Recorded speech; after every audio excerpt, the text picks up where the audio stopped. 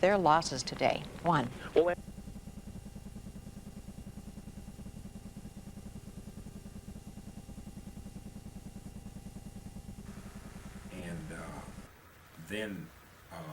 but this thayer is living up north of Santa Fe. He's living doing the side of it in here. A lot of people are really getting on it.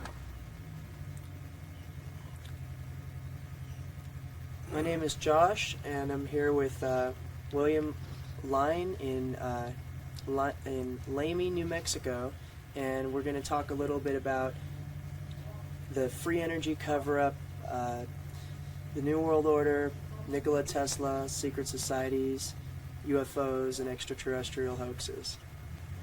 And tell us, Mr. Lyne, what your life has been all about.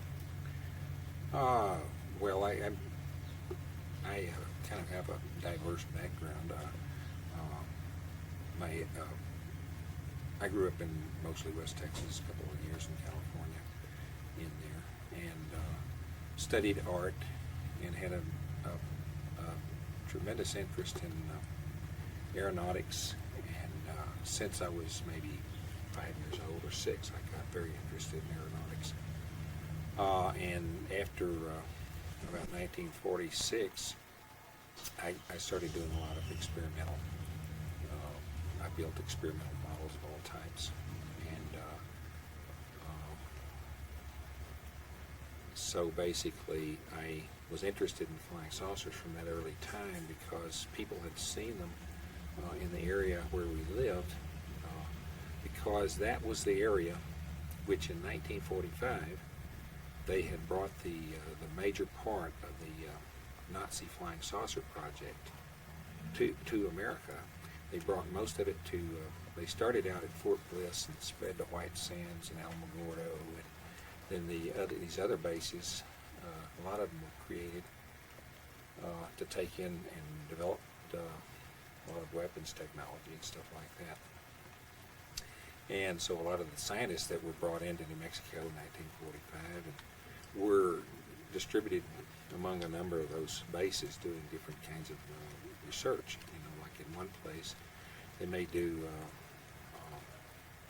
scientific research, more of a pure science level. And in another place they might do only Army weapons development. And then in another place like White Sands Missile Range, they'll do all the testing of all the weapons. It's an impact area. They shoot missiles from Green River, Utah, and impact them at White Sands Missile Range. They shoot missiles over us all the time and test them down there. But anyway, that's the role of that base, is mostly the tests, and it was, as you know, the place where they set off the atom bomb, and it was in White Sands area in Alamogordo when they detonated that first nuclear explosion. So it was a test area in that case, but after the war, von Braun was taken to Fort Bliss and put in. That's where the U.S. Army Ordnance Guided Missile Center was at Fort Bliss at that time in 1945. And von Braun was placed in charge of U.S. Army Ordnance missile research at Fort Bliss in 1945, about September, which was only maybe a couple of months after the fall of the Third Reich. You know? And so those flying saucer projects were brought in there. Now, when I was a little boy, and I was interested in these flying saucers, eventually everyone in my family saw them. I had seen them at night when I was starting, let's say when I was about 9 years old. I started sleeping in the yard about 9 months out of the year so I could watch these formations of lights that would maneuver from the northern area to our north. And I could see these things, and I watched these things navigate sometimes in squadrons, turning at precise angles, and those angles were always increments of 30 degrees, so that you'd have 12 different directions of travel. And So I knew that these things navigated in 30-degree increments. It was a nice convenient breakdown, you know, because it's a definite electrical switching situation, you see, that this is based on. So, you know, there's probably, you have to have electrodes and circuits that are directed in each one of these directions, 12 directions. The polarity, you only really need 6 bipolar pairs there. And then you've got the 12 the points on the compass. So I knew that these things navigated in those increments, and also knew that they glowed in the dark. That's another thing that I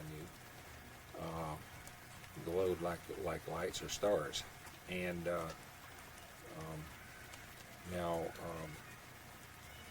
when I saw my first daylight sighting, I was the last one in my family to see a flying saucer. Everyone else had.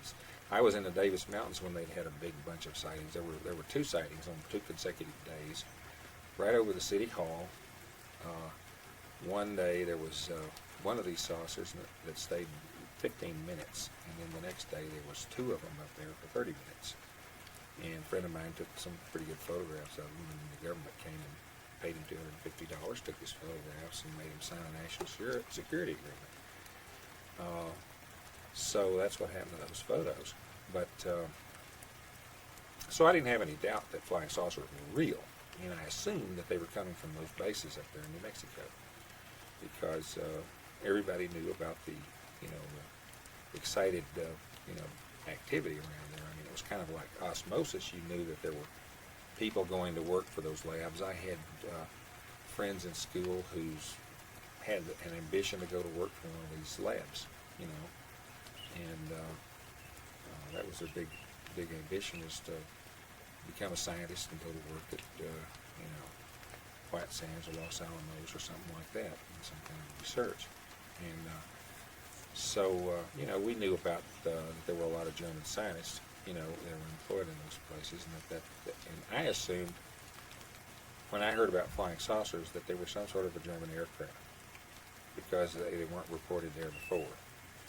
And so I got interested. I was intensely interested in aircraft, so I got everything that was unclassified that there was to know about aircraft from the Jane's aircraft books, you know, and I learned everything that was, every unclassified specification of every plane that was built in modern times, and So you were very aware of the technologies and capabilities that people. Yeah, I knew a lot, and I learned a lot about aerodynamics, and I even made a contribution to aerodynamics. When I was 12 years old, I discovered something called ground effects, which is used on all the race cars today.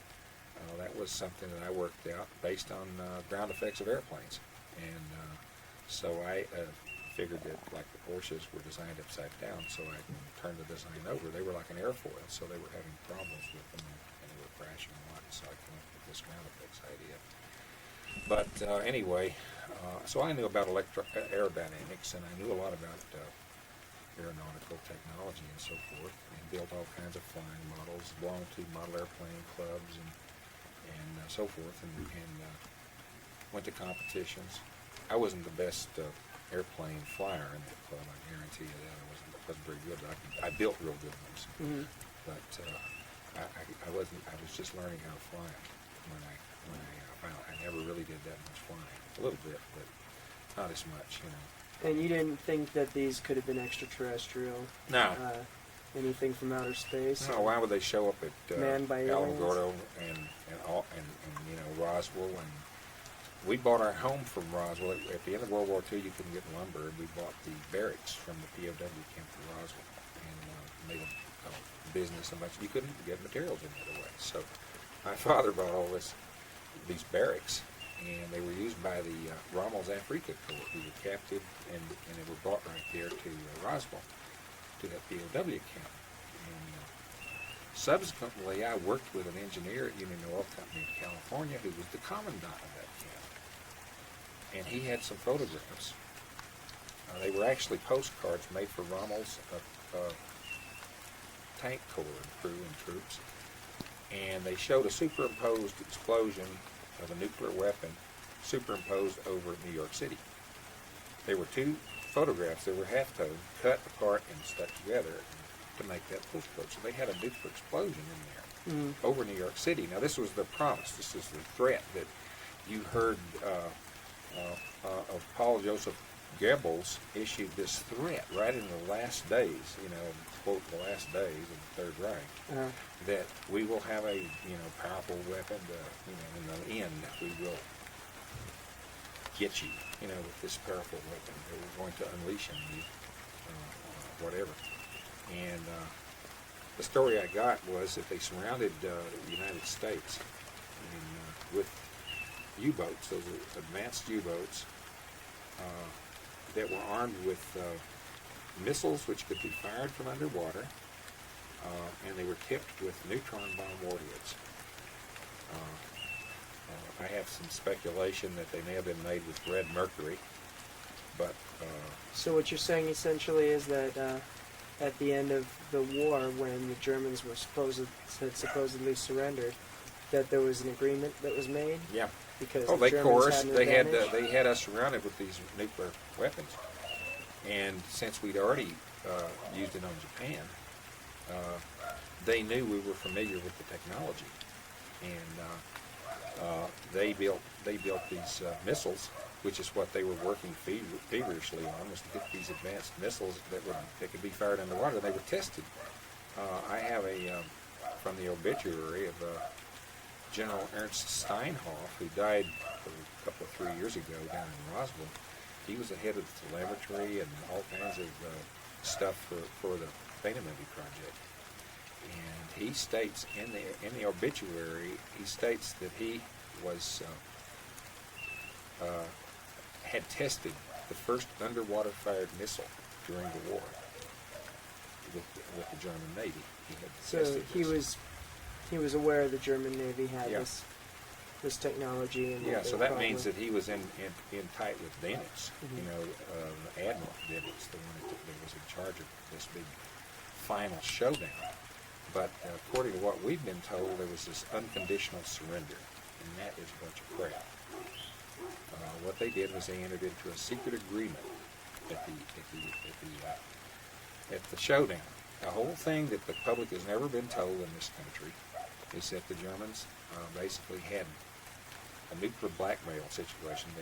They had set up these submarines around the country and threatened to fire these missiles on our cities if we didn't agree to this amnesty agreement. And so in the amnesty agreement, it was stipulated that all the scientists and scientific material would come to the United States and possibly be shared with Britain. We would get the Flying Saucer project. We would get all of the scientists in the missile research. We would get the products, all the files of all the scientific data, including the medical reports, which have been actually used. These things have been used by some doctors in this country. They got all of those files. They got everything on the Flying Saucer. They made a deal with the top dog in the Third Reich, and so they got all of the material on the Flying Saucers and all the documents. Well, the Flying Saucers coming from where? Outer space, or from being man-made? Being man-made. The whole thing was you see, when we saw those, when our Allied flying crews saw those Foo Fighters and took gun camera film of them while they were trying to shoot them, which I later saw when I was in 8th Air Force. Classified film. I've never seen those on any UFO show. I've never seen anybody publish those films. And they show these. You can see in the film, you can see that the Foo Fighters are manned aircraft. They're not little 3-foot wide balls of fire. What they are doing is discharging electricity furiously. And there appears to be possibly some ionized gases in there. And I had heard that they were powered by helium. Well, I have gone over some technology and seen that very easily helium could be used with another gas to produce all the electrical energy that, in a very simple method for producing all this electrical energy that they need. All they need is a sort of like a spark plug or a an automotive ignition system, you know, and some chambers to run these gases, mixed gases into, and hit them with that spark plug discharge. And Some of this creates ties all into the weather electricity. control in Yeah. some way, doesn't it? Yeah, I was thinking that. And the strange coincidences about the moment we start the video.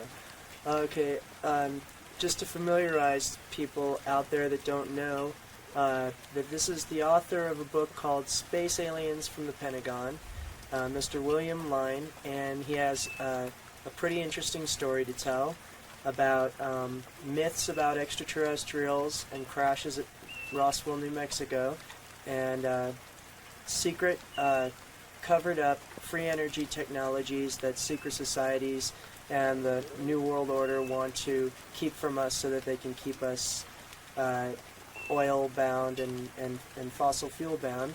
And he's got some interesting information about flying saucers. So what exactly is the heart of what's going on here? Why are we being told that there's extraterrestrials all around, and why is so much so much energy and money being spent promoting theories like that? Well, let's look at it like this. It's basically a matter of control. You have an elite who has controlled Western civilization for hundreds of years, and they've always used pretty much the same old routine, and that is to manipulate the society with religious mysticism. In other words, if people get involved in this mysticism, they can be manipulated, and ultimately all the priests take their orders from the politicians. So the purpose of these organized religions is to control society. In Egypt, you see a very graphic example of how the religion was developed from kind of a simple ancient folk mythology. It got built up into this high classic thing with gold, gold inlaid statuary and jewelry and all kinds of fancy stone and you name it, to build up this what was really just a bunch of little folk tales that I kind of think kind of like Burr Rabbit stories that get built up to where these ancient deities start out as like a kind of a story about, you know, an animal that's kind of an anthropomorphized animal, and then you build it up to this high classic religion, you know, where all these people are like praying to Isis and Osiris and you know, you name it, and and they're really expecting you know, to be punished if they're bad, or you know, you know, and so forth, you know. So they have. So the idea is that this is the same mythos that you're talking about. That is the extraterrestrial phenomena that magazines like Omni are reporting on, and High Times, and some of the different. Well, here's the thing. Okay, into the World War II. Okay, your German SS. Okay, were the people who were responsible for all of the intelligence gathering, and they were also in charge of, most likely, von Braun's flying saucers, because von Braun was appointed something like a Obersturmbannführer in the SS. Okay, that meant that he had to be some sort of military guy. He wasn't just a guy there designing rockets, like he said. He had to be some kind of a top-notch a military commander to get a title like that. And if that's so, where the hell are his soldiers? His soldiers were flying saucer pilots. And then he had, of course, a few rocket launching things. But that was handled by Dornberger. Von Braun was really handling the flying saucer stuff, because it's Illuminati stuff, and where it go. It's the perfect secret aircraft. Hide it from the world, and it's your exclusive way to watch the humanity below like a bunch of ants, you know. So, and to keep them in the dark and create mythologies about this flying saucer, which is your secret flying machine, your secret Illuminati flying machine, stolen from Nikola Tesla. Did you see the movie Zardoz? Yeah, it's very similar to the Zardoz. So you're saying it's similar to the idea of Zardoz? Yeah, Zardoz has to be a kind of an analogy, you know, a kind of a, you know, secret analogy, you know, that people. When you talk about the this Illuminati, is almost true. when you talk about the Illuminati, a lot of people say that people that talk about the Illuminati are paranoid lunatics and stuff, and I've even spoken to some people who believe that the Illuminati was a fable created by Robert Anton Wilson. No, it's stupid. So- He's got to be stupid. You know, all he has to do is go read the, Encyclopedia Britannica. You can get old, 100-year-old Encyclopedia Britannica doesn't read about the Illuminati. It's not some fairy tale. Well, so what was it essentially? It was like a secret society. Yeah, it's basically what it ended up. See, what happened is, according to one train of thought, the original Illuminati was started by a guy named Hassani Sabah, who was Hassemi Sabah, almost the same name as the present head of Kuwait, which is basically where Hassani Sabah's operation worked out of. And Omar Khayyam was his right-hand man. Except when Hassan How long ago was this? Oh, this was back in, 15th century or something like that. 14th, 15th century. And of course Khayyam got really scared because he was afraid after Hassan took power, that he was going to be next. So he started writing poetry, and drinking wine and stuff. But no, Hassemi Sabah, the idea was to rule the world by going out and assassinating the leaders that weren't to your liking. And just like the CIA goes out and knocks off foreign leaders or whatever. That's the way the Illuminati worked. But it was also to restore goddess worship. So there were all these people that were like Muslims that were tied up with this thing, but yet it wasn't a Muslim thing at all. It went back to the ancient religions, mystery religion, tied in. And then the Illuminati that we're familiar with. And then the one that Weishaupt conceived of himself as recreating Hassem's original Illuminati. And of course there's tied in with that, in this Moorish thing, there's this current of Illuminism. In the Moorish thing, not only in the Kabbalistic and Jewish areas that you find it, but also in the Muslim through the, in Spain they called it the Alumbrados.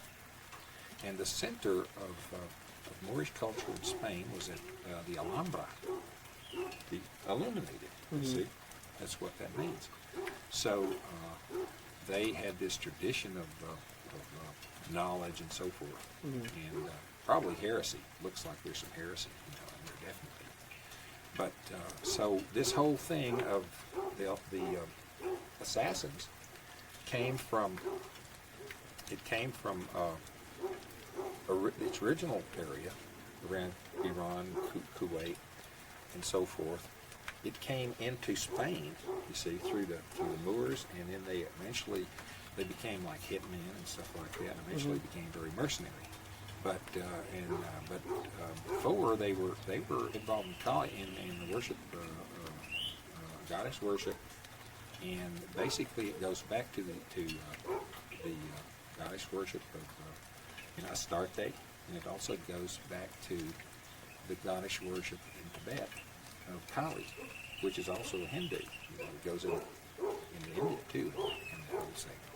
But so in Tibet there was this group, a murder cult, who worshipped Kali Ma, believed in the collective consciousness, and believed if there were always too many people, you had to kill off as many people as possible to strengthen the collective consciousness, because it got weak when it was stretched between too many people. So that concept of the collective consciousness in Kali Ma was adopted by eventually the Buddhists came into Tibet and supposedly drove the Bonpas out, but actually were incorporated into the Buddhist religion, eventually. And the ideas of the Bonpas were adopted by the Buddhists, which is the collective consciousness idea. And what they call it, the dance, they have the ceremonies that came from the Bonpas called the dance of the red tiger devils. Right. And they practice the drinking of blood and all this stuff. But in the Buddhism, they don't use the real blood anymore. They just drink wine or something. But it's symbolic of that, and you can see the connection between that and also the Christian mythology, drinking Christ's blood and so forth, and the golden cup. So these are some of the same people that have been responsible for basically propping up religion and keeping the mythos of different sacred ideas in place to keep people in control for an ultimate end of controlling the world. Like when did they centralize the plan? When did they get together and say, okay, we know how it's going to be in America, or we know how it's going to be in Europe, or we know how it's going to be enough that they could ever take control? What and how do you feel that was accomplished? I mean, you know, that's a hard one to think when some powerful group actually conceived and executed or whatever. Do you believe Adam Weishaupt was a centralizing factor in bringing about in bringing the control into one place, or trying to basically harness the reins of power that were in Europe at the time, or it's that were almost like in the Masonic, it's fraternal. almost like Weishaupt represented something totally different. It's like, or not totally different, but somehow something that's unspoken, and he comes in, and then this whole Illuminati thing is just a vehicle because he's keying into something that might already be there. In other words, if you look at the history of the Illuminati in terms of Illuminism and so forth, you can find it in that it existed in Germany at a much earlier time than Weishaupt. And as a matter of fact, you find it in people with involved and around the circle of people that Mozart associated with. There was an Illuminist thing that existed, and that was before Weishaupt. So, But it's the current day Illuminati that of modern society now, the ones who feel that they're illuminated, that enough that they have taken it upon themselves to try to control the world's oil supplies and fuel supplies because they need the money, because they want to make sure we don't fly around in flying saucers, to make sure we can't, so it's to perpetuate them in the manner to which they've become accustomed. Basically, they're a bunch of old money, it's a bunch of powerful old families, and they want to keep it, and they don't want anybody to take it away from them. And so they just basically have kind of organized and set up their kind of a union to make sure that they're in control. And they actually resist new technology because they invest so much money in one kind of technology. If somebody comes up with one that wipes it out, then they'd have tremendous losses. They have all these oil holdings. They bought all these mineral rights. They bought manufacturing and chemistry and you name it. All these things that are vested interests. And it's not in their interest to see imagine the shock to the automotive and aircraft industry if somebody comes along and suddenly starts making flying saucers, or a bunch of people start making flying saucers. And the way I've looked at it, there's an awareness that's growing recently. Sometimes it's growing in some weird direction and maybe very unproductive. But there's an awareness growing of the relationship. Now, and I believe that I've been kind of a leader in this area, the relationship between flying saucer mythology and the suppression of facts and truth, and misleading hoaxes such as the aliens from space, all these other possibilities that are supposed to make people think these things are from outer space. Now, there's a growing awareness. Now, if one of the things that I wondered about is if people really become aware and really cut these guys off, what are they going to do? Throw us into some sort of a big civil war or something, or cause it? In other words, cause another the thing revolution. Is can we really know about this and do anything about it without getting tricked into something horrible? Right, like Adam Weishaupt in his writings, and in the Illuminati writings, and in the writings of the Protocols of Zion and different articles and stuff of the elitists, they talk about the ultimate revolution that they'll throw that will ultimately bring the power into their hands, which has been a larger version of the smaller revolutions they've thrown in France and America, in Russia and Germany. And that I kind of see the Oklahoma bombing and the, maybe the anti-government sentiment that's geared around those sort of issues in Waco as maybe being another manipulated creation of a revolution that would again go against not the source, which would be the secret societies, but which would be the federal government, which would be all right for the secret societies if we wiped out and replaced, because it would be just a different prop up by the same people again when we create a new government. Well, what it looks like is I believe that there was a lot of awareness of this stuff back in the 30s and maybe before the Depression. And there was a heightened awareness about all this stuff, and that's what that partly played into the reason for causing the Great Depression, was to impoverish the people and put them back down to a slave level so they could take control and make a bunch of money out of the new growth. Basically, sort of like farming. You take these plants over here and you jerk them around a little bit, and they'll grow stronger. So kind of a manipulation of the human race, kind of like we were a bunch of ants or something. Anyway, there's this. I believe that there was this heightened awareness in the 20s and 30s, and that's where I got a lot of information when I was a kid. As I had a neighbor who was really, he's one of the first people who told me about Nikola Tesla, because he had grown up in the Cimarron territory. Yeah, tell us about Nikola Tesla. Well, Tesla was already a great inventor before he ever came to America. He'd already invented some major things. Before he was a Serbo-Croatian, Austro-Hungary, is where he was born and raised, and he kind of lived in disputed territory. I believe was Austro-Hungary eventually got split up or something. But I believe where Tesla was raised was now in Smiljan, Yugoslavia, and so anyway, Tesla came over here after studying physics in Graz, Austria, and physics you couldn't really typify what Tesla's creative abilities went to. You couldn't typify him as a physicist or you name it, because he basically combined all of these things in a lot of his inventions. He would always consider, when he built a piece of machinery, he always considered the electrical aspects of that in the design of the machinery. Well, one thing I learned when reading your book was that I didn't have any idea that Tesla developed the television or the radio or a number of the things that you mentioned in there. I had no idea about, and I was told that other people were responsible for. He would not bother to patent something unless he considered it a really huge accomplishment.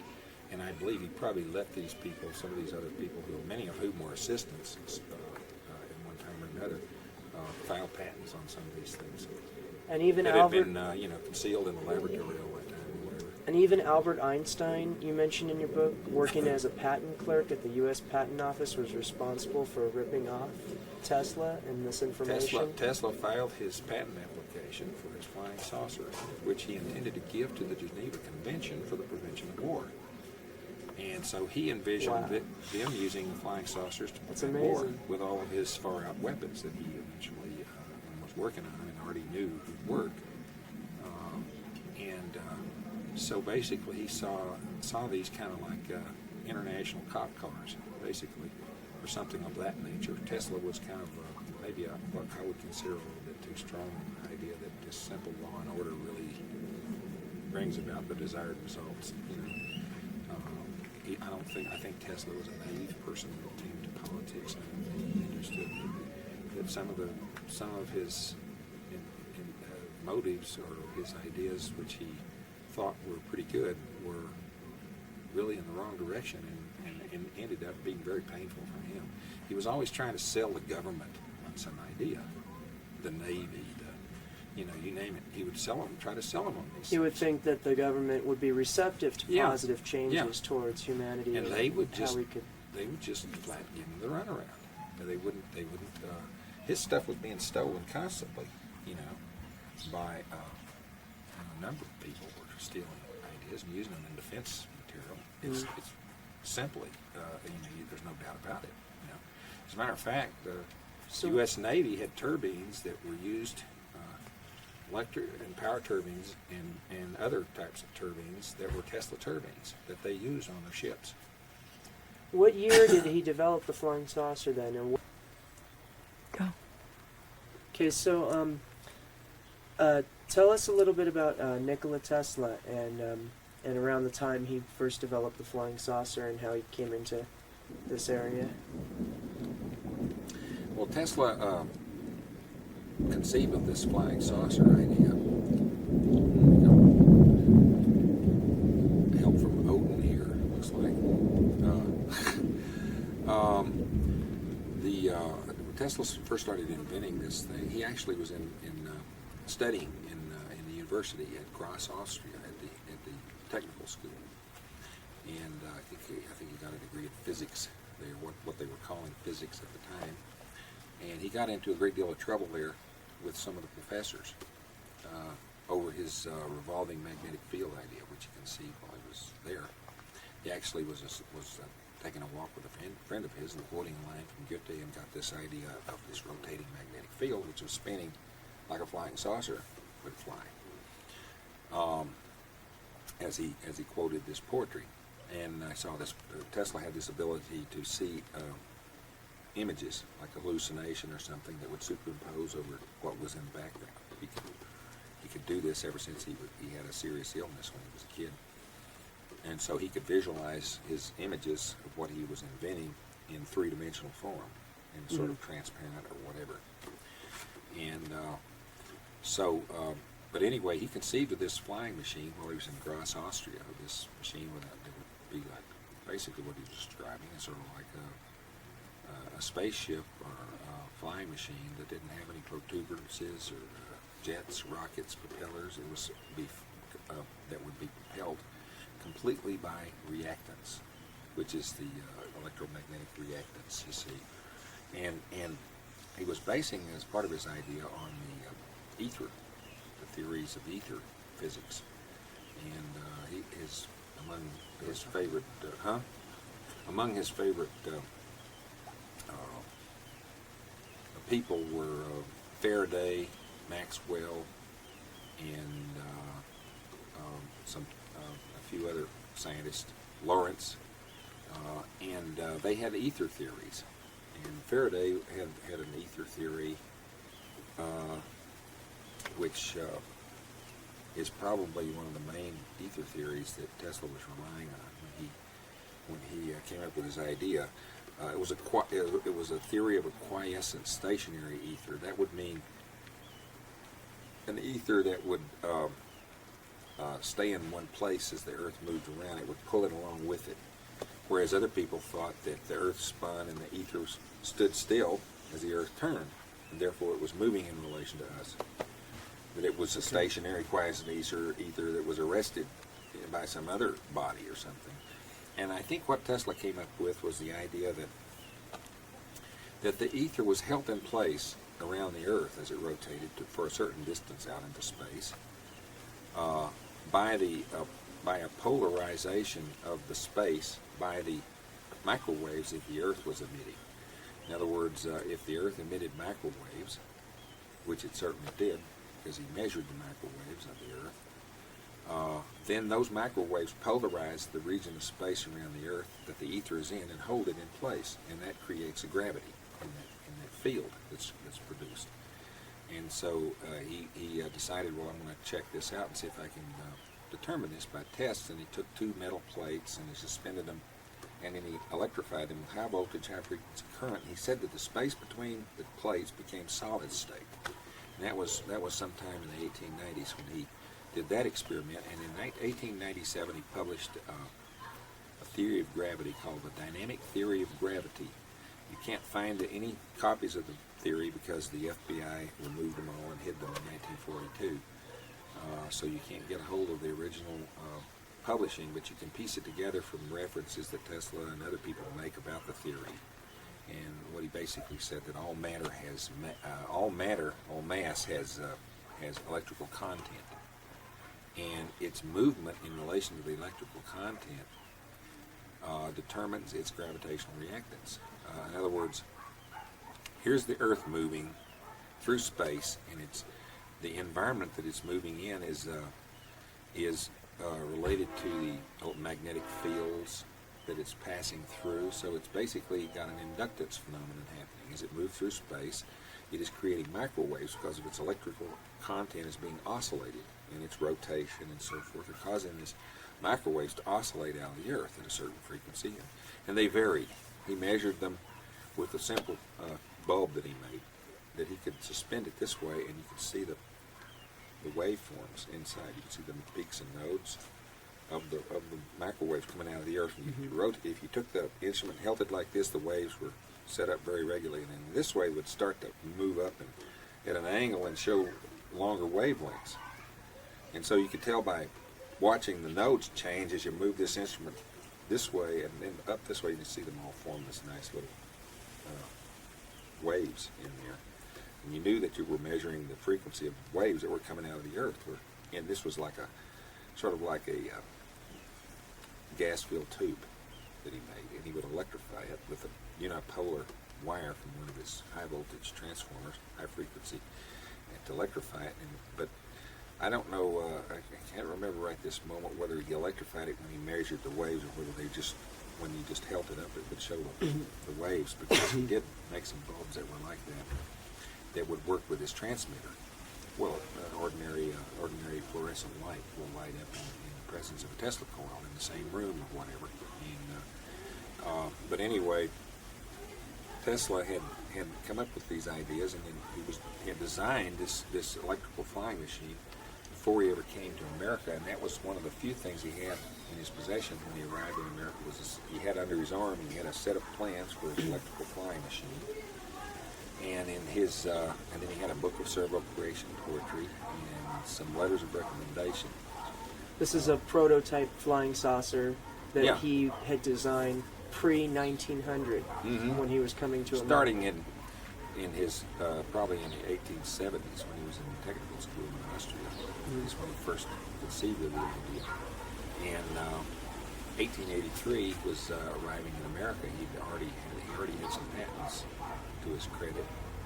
And this is an interesting subject because there's still a lot of missing Tesla patents.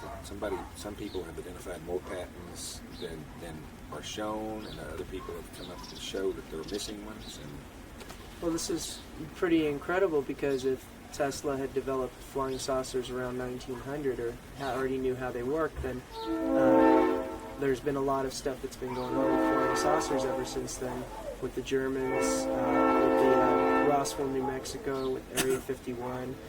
So this stuff's been around a lot longer than most people realize. I've tried to figure out exactly how the technology got away from Tesla, because I believe that it did start with him, and he had a number of employees, and most of the employees remained constant, but occasionally you'd have a problem with one of them.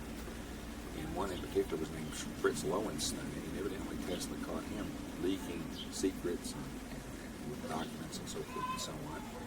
And then another person who gained the confidence of Tesla was a German intellectual of America. He was born in America, or he may have been born in Germany. His name was George Sylvester Fierig. He was a well-known intellectual and poet and so forth. But it turned out he was a Nazi spy. And he was, as a matter of fact, he was convicted in 1942 of failure to register as an Axis agent.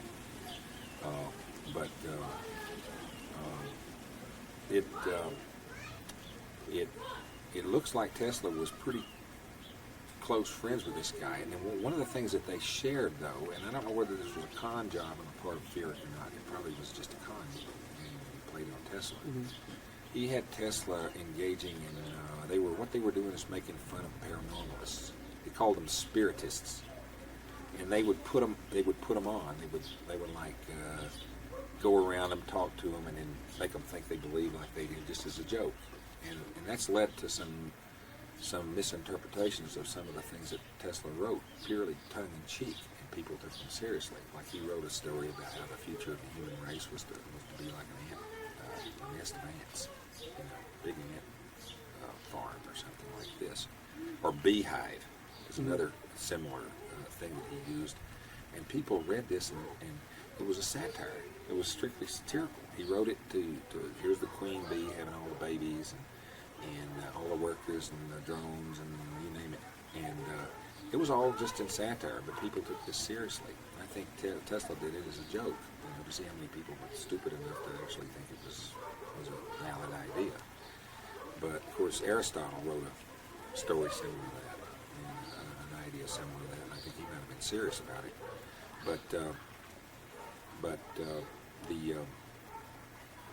the idea was that Tesla had designed this thing, and actually, I think at some point he actually wanted to beat the Wright brothers to the first flight, the first heavier air flight. Mm-hmm. And he actually was working to that end, and I think probably when the Wright brothers came along and managed to get off the ground, and that kind of dampened his plans to develop it at a very early stage. But he got into getting into, he would, for the income, for the money that he needed for his research, he would go on, he hated to do this, but he'd go on a contract for somebody like Edison to build some stuff, and he would usually end up getting ripped off.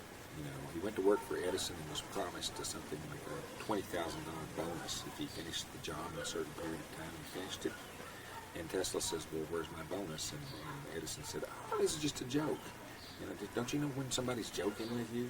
He promised him a $20,000 bonus and ripped him off. Mm-hmm. He got conned by Westinghouse. He got conned out of something like $20 million in royalties. After Westinghouse had already sold all his interest in his company to J.P. Morgan, he conned Tesla into forgiving his $20 million in royalties.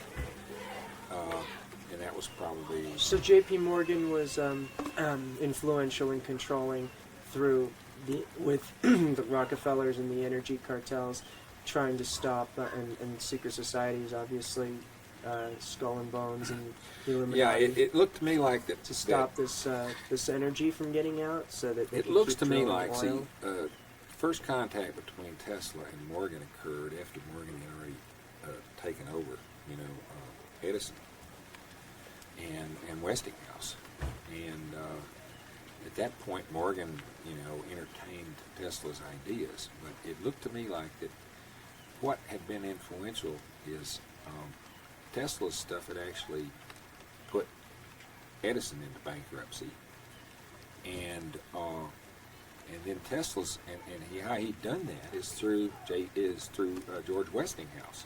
Westinghouse secured all the contracts because of the alternating current. Eventually wiped out DC current, and that's when Morgan took over Edison, and then he bought out Westinghouse. And Westinghouse stuff was all based on Tesla stuff. But all Tesla could do was come up with a new system every time you turn around to make the previous one obsolete. So Morgan perceived him as a dangerous person. He had invested all this money in this big alternating current system, which was spreading all over the country. Here was Tesla about to come up with a new system to obsolesce that, to distribute power with beams. Basically, he had a system of beams, sort of like microwave towers, and they were very simple, that shot the energy from point to point. And that was a DC system. And then you switched back to alternating current at different points. So basically, here was Tesla had invented the alternating current system, and then what does he do? Turns around and develops a new DC power transmission system that used these little bulbs that would shoot these beams, and then they would have another receiver over there, another bulb just like it to receive it. So you can shoot this. You can shoot this beams from bulb to bulb. You see, with this system, it's like microwaves, only more probably a higher frequency.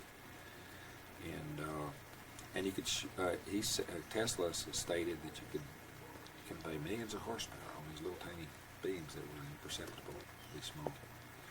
And so that was the same beam that he used on his remote-controlled flying saucers. Now you notice I didn't say radio-controlled flying saucers. Radio control is a totally different thing. You can sit there and manipulate the aircraft as it's flying around. But with remote control, you had to have a line of sight with the beam. So you could direct the energy to the thing because it didn't carry its own power source. And what you were doing is transmitting the power to the ship, which then used it for electrogravitic purposes to go through space. And then, of course, what he he actually came up with this beam-directed flying saucer before he came up with the one that had the power source and was manned. And the reason for that was he was in the process of trying to develop the portable power source to get on board. Batteries, a generator, an engine, a turbine. The turbine, he stated that all his inventions were for his flying saucer, so the turbine was intended as a power source to be used in conjunction with the alternator to produce the electrical power. And then he came up with another 2 or 3 other sources of power, free energy. Came up with all free energy. Yeah, he came up with a generator that the electric meter on your house started out as a generator.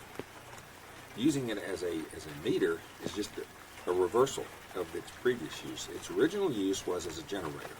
It's got an aluminum disc with some iron cores and copper windings and some weak magnets. And what that does is, originally you would turn this disc with a crank or a little motor or whatever, and this disc would, traveling between the weak magnet, it would develop an electric current until an electric current would build up until it was strong enough to cancel the magnetic field. Right. At which point the electric field would collapse and the magnetic field would collapse and reverse. And the reason he used the weak magnets is so the magnets could oscillate. So with this particular kind of generator, which is nothing more than a little meter on your house, this disc turning can cause this magnetic field to start to oscillate. And consequently, it had windings on it, on the outer cores, which would then, and the aluminum disc would also reflect. That's because aluminum is a reflector. It will reflect magnetic and electric fields. Whereas the iron is the magnetic material. And then the copper was for the conductors. And he stated that this special generator was composed of copper, iron, and aluminum, arranged in a strange, unusual way. So these electric meters that are on the house are really generators. If you reverse the technology on them, you can make a powerful, powerful generator. And you've made some of these yourself, is that I've right? experimented with them because I took 2 old meters and put them on an apartment here. And there were 2 110 powered, 110 electric meters. They were Tesla inventions. And just like all of them are. And I took 2 of them and put them on 220 volt here, going 110 going to each one. And then what I was trying to do was measure. I actually screwed up in hooking these things up the wrong way. I was trying to measure the current usage on this circuit, on this 220 circuit. And instead, what I did was ended up hooking them up in a strange way. Because I was thinking, like Tesla, I hooked them up this way inadvertently to generate power. I was thinking in a different way of how this thing was going to work. And so what happened was that the meters would sit there and start to hum as you used more and more power. Like if you weren't using any power, they would sit there and read a certain amount of current. But as you would start to use power, the disc at first would increase a little bit, and then they'd start to go slower and slower as they began to hum a lot. The disc would stop moving so fast, and they would sit there and start to vibrate and hum zzz, like this. And finally, they would stop when your power usage got up there real high. And then if you increased the power usage, they would reverse and start to go the other way. What this meant was, according to this old man that I knew, his father was the inventor of a free energy device. It was based on that discovery by Tesla. He told me that when they began to hum, and I called it snowing, at that point they were at the center of load, he said, which meant that they were creating as much electricity as you were using.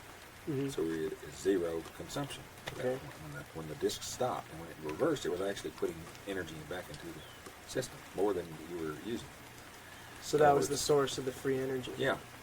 And or at least one source. so that generator was probably incorporated at some point by Tesla into the flying saucer to supply that energy, probably, to run the thing. And you're saying the purpose of Tesla's inventing the flying saucer was that he hoped that he could, that it would be a peaceful solution for Yeah, mankind? he originally, this is another thing. he originally invented this. His intention was to give it to the Geneva Convention to prevent war, because he came from an area in the Balkans which was war-torn for centuries. And part of the problem there has always been these different tribes, competing tribes, and there's like the Magyars and Serbs and Croatians and all these different groups of people. And so his problem was magnified, like the desire to have a peaceful world. He was going to donate this flying saucer to the Geneva Convention in Switzerland for the prevention of war, to be used for the prevention of war. And so he conceived of this design, and he filed a patent application probably. As after he got to America, he filed a patent application with the Swiss Patent Office when Einstein was a second-class patent clerk there. And I think what happened, I have always identified Einstein as a member of the Illuminati, and the whole idea of coming up with relativism has been to cover up the ether physics. In other words, when he saw this stuff by Tesla, it became an Illuminati secret right there. That's probably where the technology originally came into the possession of Von Braun, is for the Illuminati in Switzerland or something, which is where Von Braun studied, by the way. He studied at two places. He studied at the technical school in Berlin, and he went to Switzerland and did studies there. And that's probably where he learned about the flying saucer stuff, through the Illuminati in Switzerland. Well, let me clarify I think that some of the later developments, the thing is, Tesla filed his application in around 1902. Well, between 1902 and 1940, Tesla did a great deal of development on the flying saucer. And I believe that when they first started building the Illuminati flying saucers at Los Alamos under Von Braun's direction in 1936, that they didn't have a complete system. And it wasn't until Tesla's death in 1943 that the Nazis were able to suddenly complete their flying saucers in Germany and make production models meant for combat. And they were actually building these things in 1943, not 1945, like some people say. So the Germans were, and the secret societies in Germany, the Thule Society, some of these groups, the German SS, were developing the flying saucers back in the 30s and 40s based on information that they had ripped off from Tesla through Albert Einstein and certain people in America. And so when you talk about the Illuminati, you're not specifically talking about Adam Weishaupt's Illuminati that's still around to this day, are you? Are you talking about... Weishaupt didn't really invent it. As a matter of fact, I think it was active in Prussia before he came along, you see, among upper echelons of society. Prussia being, I guess, inclined more towards Lutheranism. Well, we want people to understand that, that don't understand much about the secret societies and the history of the Illuminati, that they may not exist as the same state they were back in the 17 and 1800s, but you're talking about basically other secret societies in America, Masons, Skull and Bonesmen. Well, there were Arabic heads of the large Illuminists, multinational corporations. The Arabs were strongly into Illuminism. It's like there's always been heretical stuff going on. Here's the standard religion, and here's a bunch of people that are practicing something that's heretical or maybe even forbidden older religion. So you had the Arabs in the Muslimism, fanatical, Mohammedanism or whatever, and then you've got a bunch of people running them who are total atheists, right, who are into this, and some of this was good and some of it was bad. Some of them were into really enlightened intelligence, but the idea of keeping it secret from society, I don't think is an Illuminati idea. Right, an original, I think it's enlightened idea. Yeah. The Enlightenment came when they realized that they could make hundreds of billions of dollars a year drilling oil out of the ground and burning fossil fuels. That was where they realized they could make all this money. Oil, Right.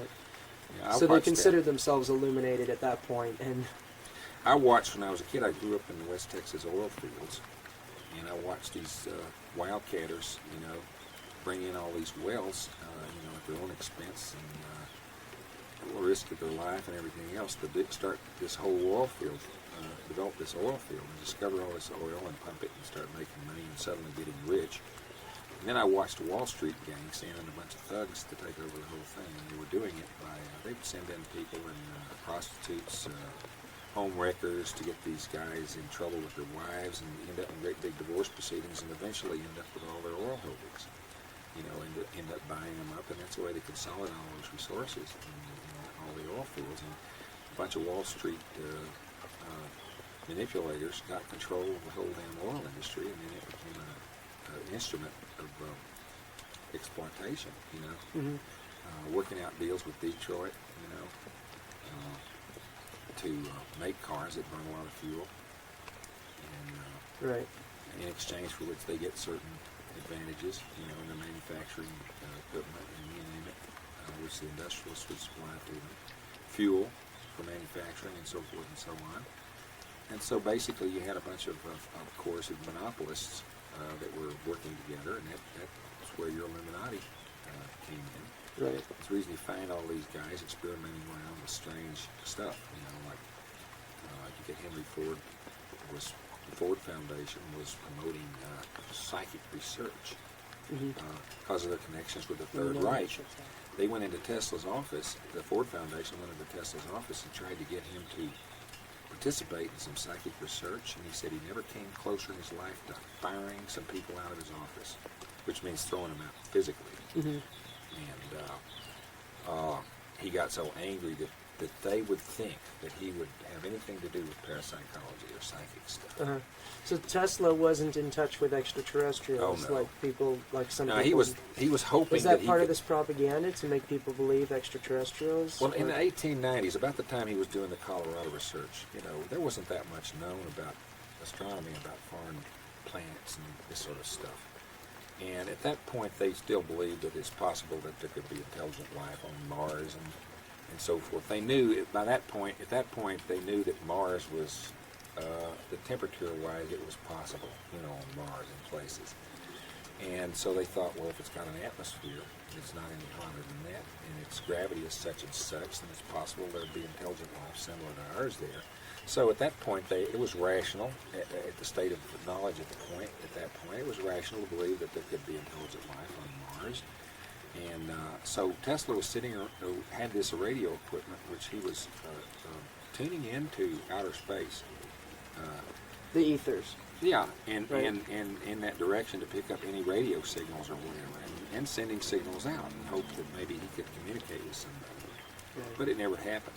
He did pick up some weird signals, but they could have been coming from any kind of streetcar equipment or something like that, because that was before he made this remarkable discovery, which was in about shortly after 1900, or it could have been about shortly after 1900, I believe, is when he made this discovery. He had a coil, which he was testing in connection with an oscillator system. He had a spark gap here, and he had a new kind of spark gap where he put a magnet across it to try to break the spark discharge, separate the charges.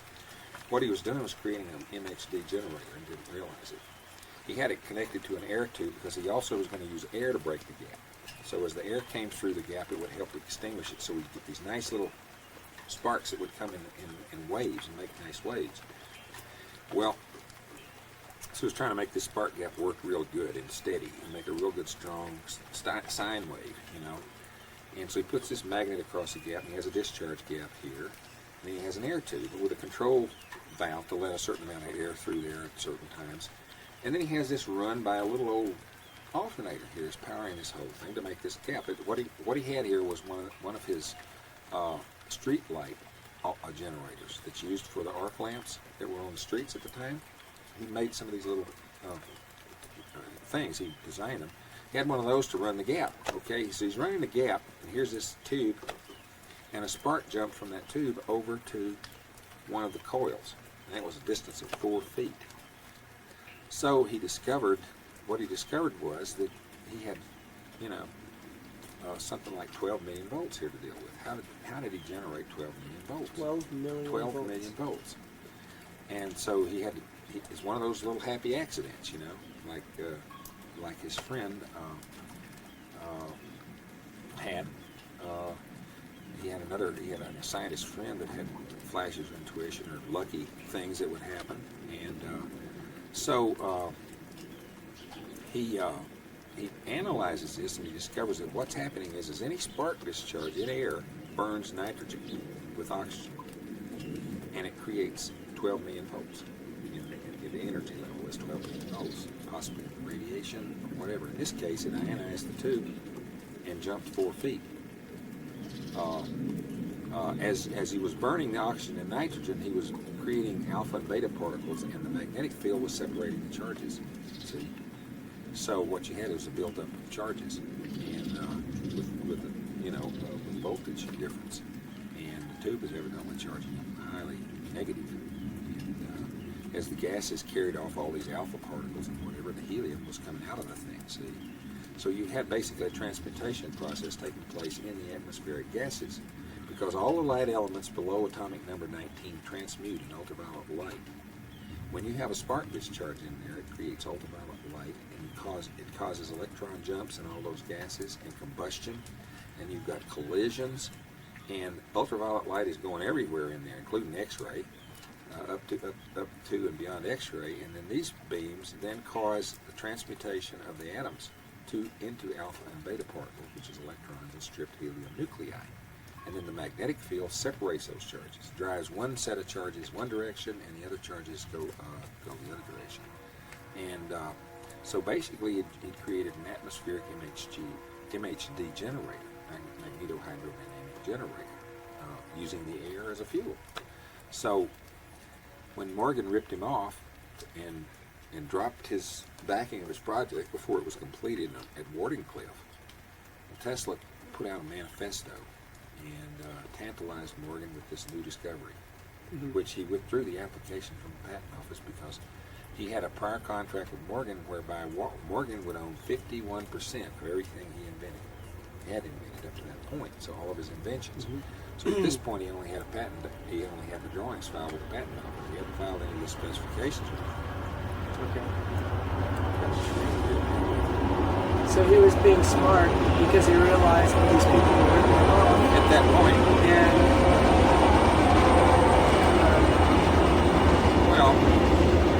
so he started to withhold information inside of this time. Yeah, it was right at this point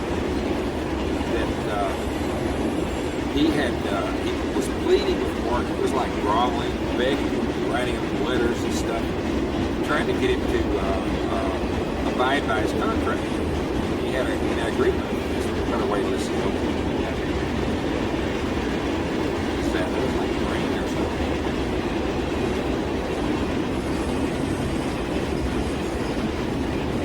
We're sitting here talking to William Lyne, author of Space Aliens from the Pentagon and Flying Saucers Are Man-Made Electrical Machines. And we're discussing Nikola Tesla, free energy, secret societies, and flying saucers.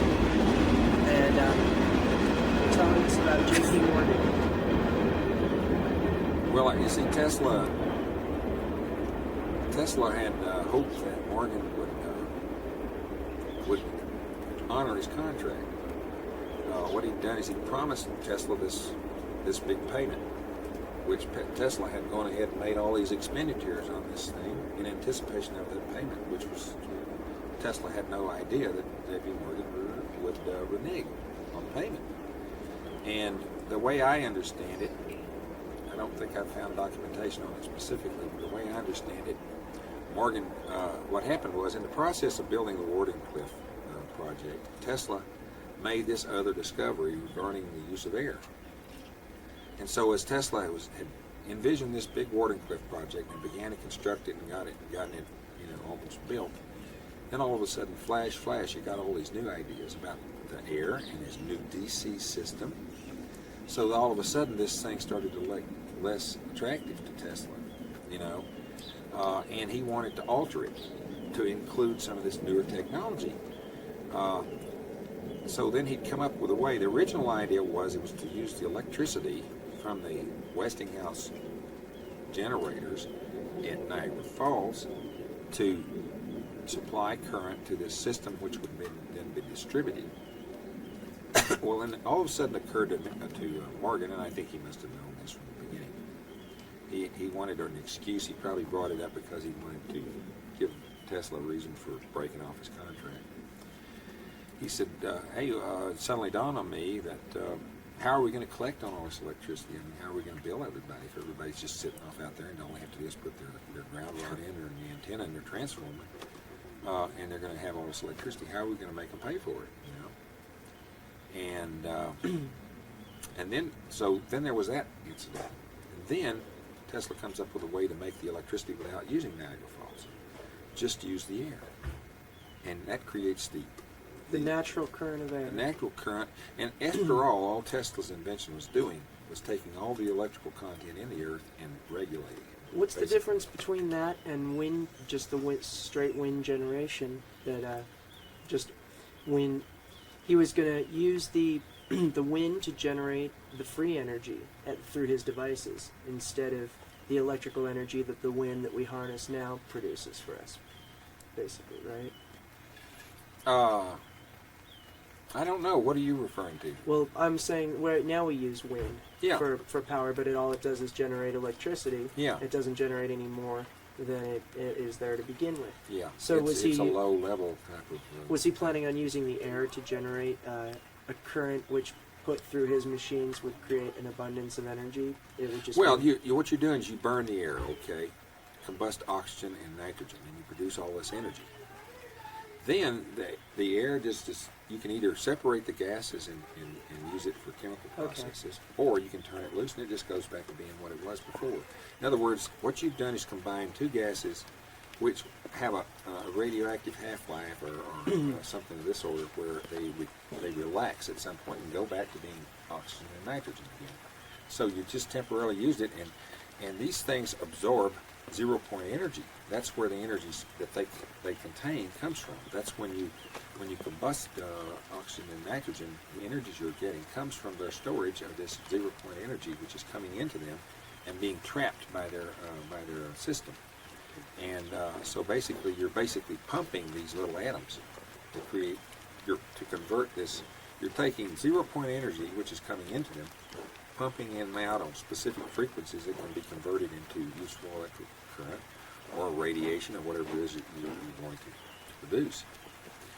But ultimately, the energy is coming from this zero-point energy, and all you're doing is playing around with nature, tricking it to make it, produce these different effects. So Tesla had many different ways that he had invented to produce free energy. It wasn't just through one specific way. Yeah. He had inherent to Tesla's thinking, you have to understand, is the difference between what they call the fixed universe theory and the Big Bang theory.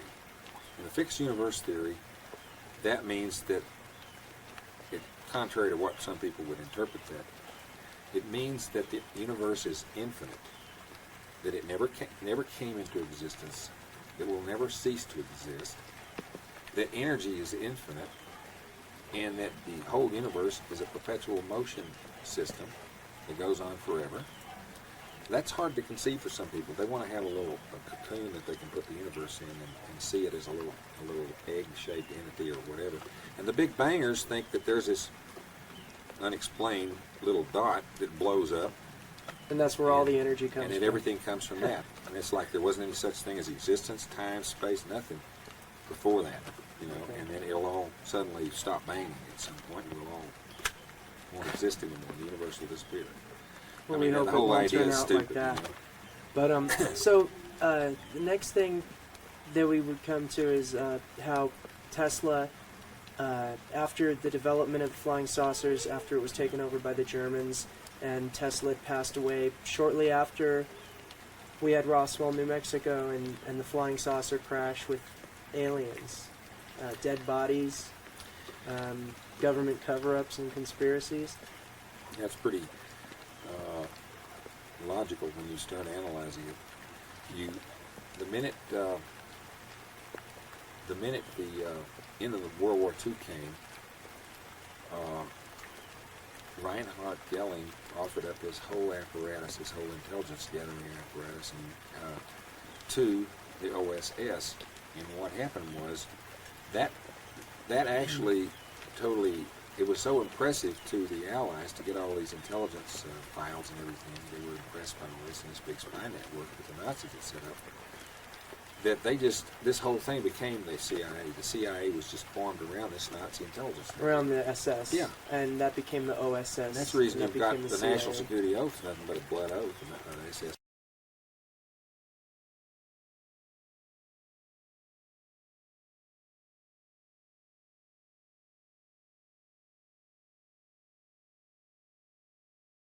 And I think he was ex-Air Force or something, you know, so they had inside there. And then they faked it. They took these little dead rhesus monkeys that were killed on the rocket sled, and of course all of the stuff you hear, you know, what the government says you can almost accept because they're saying they're of non-human origin. They are not human beings. Of course they're not. They're rhesus monkeys, you know, and so forth and so on. And now they say, well, there is no spaceship crash. Well, that's true. There wasn't. It was a fake. Mm-hmm. This So- is really interesting because what you're saying, then, if this is true, is this is like a conspiracy within Oh, yeah. a greater conspiracy Yeah. because they don't even care if you believe that the government is trying to cover up flying saucers and dead alien bodies. Well, when I first heard about the spaceship crash, I didn't believe it, and I thought it was a hoax. And however, I didn't know about the monkeys.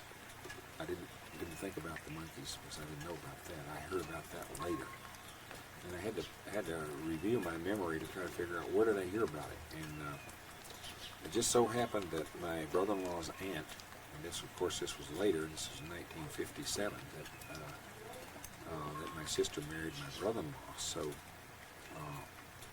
it was maybe 10 years after the Roswell incident before I got onto all this stuff, because my brother-in-law's aunt was a nurse at the Roswell Army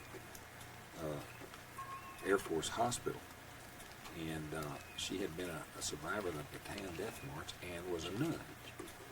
And she was present when they brought the monkeys in the little G suits, and so the information reached me through her sister, who was my brother-in-law's mother, that they were rhesus monkeys. So you were privy to some serious information Yeah. about what was happening in Roswell and what was happening with these flying saucers. And But what had really confirmed the rhesus monkey idea was in 1970. I had a girlfriend who was it was late 70, 71 maybe. I had a girlfriend who was a writer for the newspaper in Odessa, Texas, in Odessa American. And I had gotten into conversation with her about flying saucers. And so she told this reporter that she worked with that I was interested in flying saucers. And so he calls me and he gives me a call and he says, "Calm down, I got something I'll do, since you're interested in this stuff." So I go down and he has two photos, which were, he said, "I found these in an old dusty drawer in a newspaper office in Lovington, I believe it was." And that was a sister paper of this because the same guy owned both papers. And found them in an old back room in a dusty old drawer. And he says, "You be careful with these," he says, "because they'll try to, these aren't supposed to be around, these two photos." And one of the photos was, these were the photos that were sent out by Walter Houghton with the initial announcement before the Pentagon got involved and got everything back. And the first photo showed the three rhesus monkeys in G suits, dead. The three dead ones. Evidently there was another one that was half alive. They threw in later. But these three dead ones, the one was up in front, right up in front with his dead face looking at you with his droopy, these weird eyes, and dead. What they did is they shaved the rhesus monkeys to make the G suits work, because the G suits work on pressure, and that hair would stop the pressure from working right. So they shaved them. So first of all, it looked strange. And then they also nipped their fingertips off because they had these claws, as witness a scar that I have here somewhere. When I was a kid, I got slashed by one of those monkeys, and they are very infected. Here's the scar right here. You can see it from here to here. It got very infected. It was really horrible. And so they clipped these fingernails off of them, and that's where you get the suction cup look, because the heel, when you nip something off like that, it heals to the, it grows around like a suction cup on the tips. Then they took the thumbs off so they couldn't take the harnesses off, and then they deafened them and possibly removed their ears, and they removed their teeth because they had these long, sharp teeth that they could bite you with. So they basically had them, took their teeth out, they deafened them so they couldn't hear the sound of this rocket sled, which drove them crazy.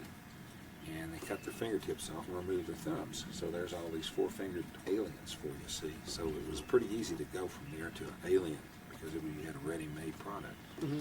And the people there in Alamogordo who made this little saucer were not very talented at making aircraft. Not very professional. It was really a sorry product. You know, they probably didn't have anybody there to do that. You know, and they did the best they could, but it looked like you know, minor sheet metal work or something. You could see the rivets and screws, and you could see the shapes of the metal material they used to make this. And the little bubble was a standard plexiglass bubble they used for on airplanes. Mm-hmm. And the antenna looked like something they took off a wrecked car. You know, it was like a little standard radio antenna with a ball on it. It bent, a little bend in the top of it. You know. So, you know, and when the Pentagon found out about this hoax, they flipped out and immediately sent a team in to retrieve all the information, and then they also covered it up with another hoax, the weather balloon hoax. Created the weather balloon hoax to try to explain what had been found, and oh, Walter Haut's a liar, you know. Of course, he was a liar, but he was lying about something in a different way than what they later said. Somewhere Jesse Marcel fits into this because he's going on record right now, just in the last couple of years, he's been on video talking about how... Is he still alive? I'm not sure. But just a few years ago, there was a video that came out about the Roswell incident, and it was like one of these UFO videos, and he talks about how it really was a flying saucer, and there really were aliens recovered, and he goes on promoting this whole thing, and you know, you're listening to him, and as a high-ranking person in the in the Air Force, and one of the people that was at the part site, of the original hoax. It's pretty believable. See, he was part of the original hoax. The hoax was worked out between Alamogordo and Roswell. These people created the hoax. These people perpetrated it. Right. In other words, the hoax was brought over here and done because this was not associated with Alamogordo. Alamogordo was a flying saucer base. Roswell was an old bomber wing. Uh-huh. And a flight training school they had there before the war and early in the war. They had some flight training there. But what they had was a place where they conceived of the hoax. The Nazi SS guys over at Alamogordo conceived of this idea, and then they perpetrated it over there. And the thing is that they must not have cleared it through the Pentagon. The Pentagon flipped out, you know, and so I think what it was, they recognized it as being amateurish and hope, and it was obvious. So here I have the photos, which this guy gave me. One of the little saucer, and the other one of the 3D dead meat rhesus monkeys. And they had the photos. You could look at them and see that they were shaved rhesus monkeys, Uh-huh. and that the saucer was a corny mock-up that somebody made. It poor. It wouldn't even make a good movie prop. It was that poor. You say, well, somebody that can come from millions of light years away in outer space is going to make a piece of junk like this, you know? And even the flying saucers, we know it would be a piece of junk to somebody who could do that, you know? Flying saucer I saw was kind of crude, you know? It could stand a lot of, it really could stand a lot of improvements, you know? It was in the process of being improved. But the idea that, you know, basically, to some people these things are so fantastic they couldn't be man-made, but to other people, if you look at it like, what would an advanced alien people that could come from millions of light years, what could they be capable of? It would be way beyond what people are conceiving as too good for humans to make, you know. So they are impressive. The thing about the flying saucers is impressive are the optical and atmospheric ionization effects that go on, you know, with the electricity and the magneto-optical effect. You have a vibrating thing that causes the outlines to get blurred. Mm-hmm. And it's very fantastic looking. It's a trip. And with the gases and the Yeah. mixtures of Mm-hmm. airs, you can get different colors. But the thing that was impressive about it was all the beautiful colors that it really put out a light show with all the gases in the air and ions. And it would, when it took off, it left this streak of ions that were scintillating and sizzling, literally sparkling, you know, and Mhm. putting off radiation and so forth. And then they would like fade out in kind of buttermilk fashion, and then eventually, you know, just kind of dissipate. But they'd have when the thing was hovering, it was putting off this these ions that were like pink, blue, purplish ion. Pretty clouds. impressive to somebody who's just thinks that we have stealth bombers and Mhm. auroras maybe Mhm. out there. Mm-hmm.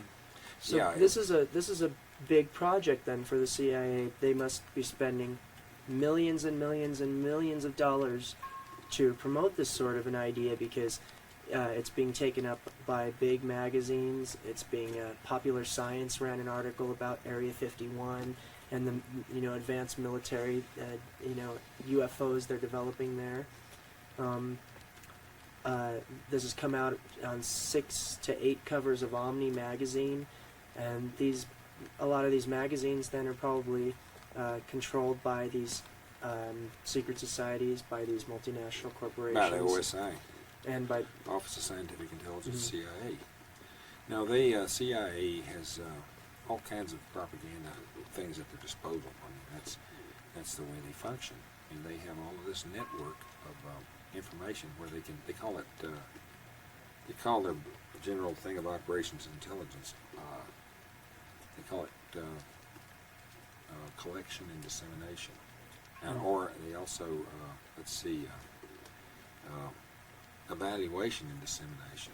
Then they have collection, and so basically the dissemination is like an active thing where they're putting information out. You Mhm. see, and they evaluate the situation, the status, and they say, what do we want to hide, and what do we want to do, and then they disseminate this information through all these different organizations that they themselves created. A lot of ufology groups were created by the CIA. Yeah, it's a little bit more obvious when you look at it from this perspective, because it's all the same line of information Oh, yeah. of gray, zeta reticulan, reptilian extraterrestrials,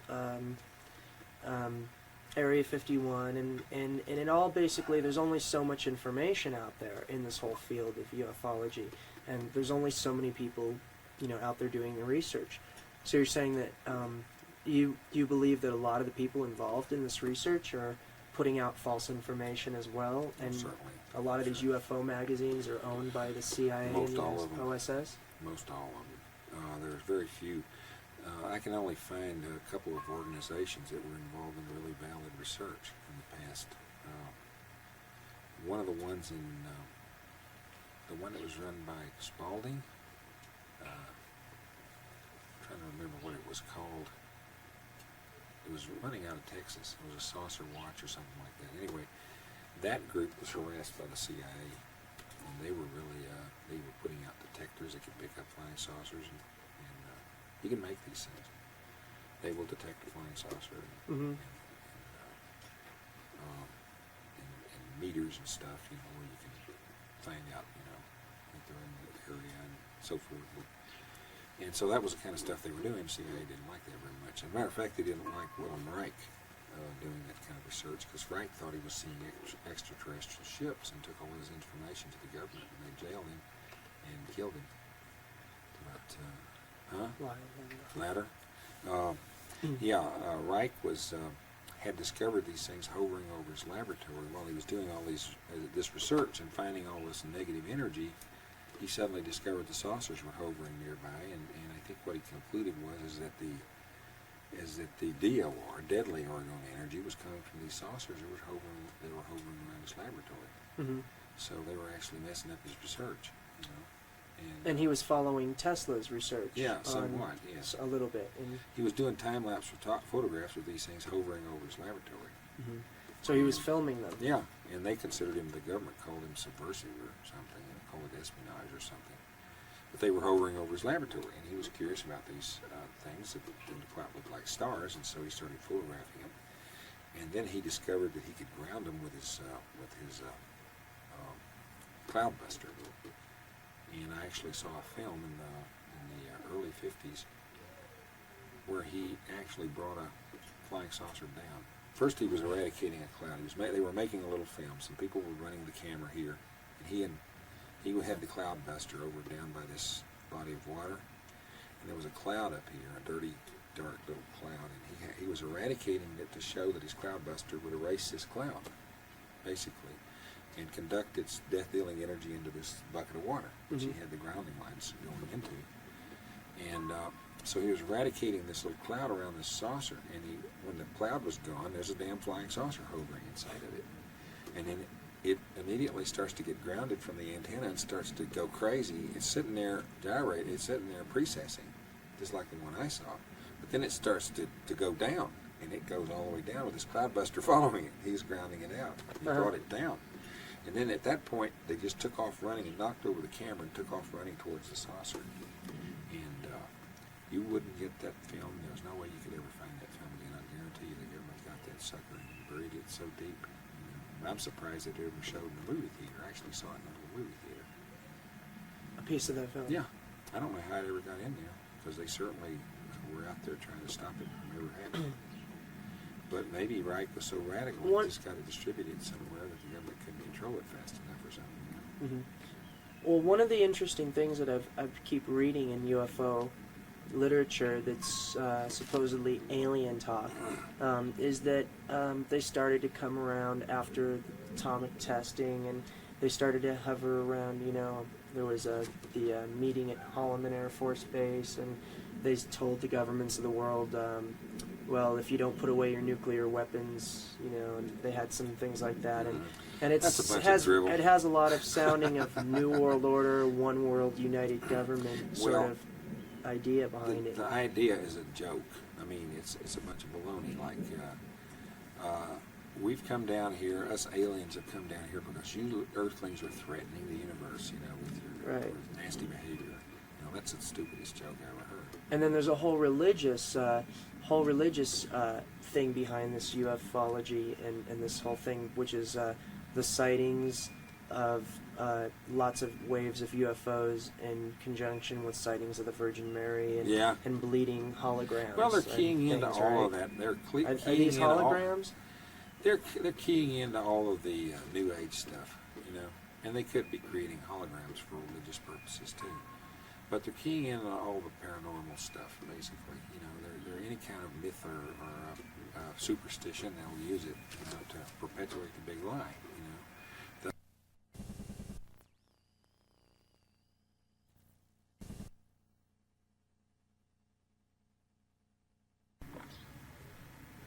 Go.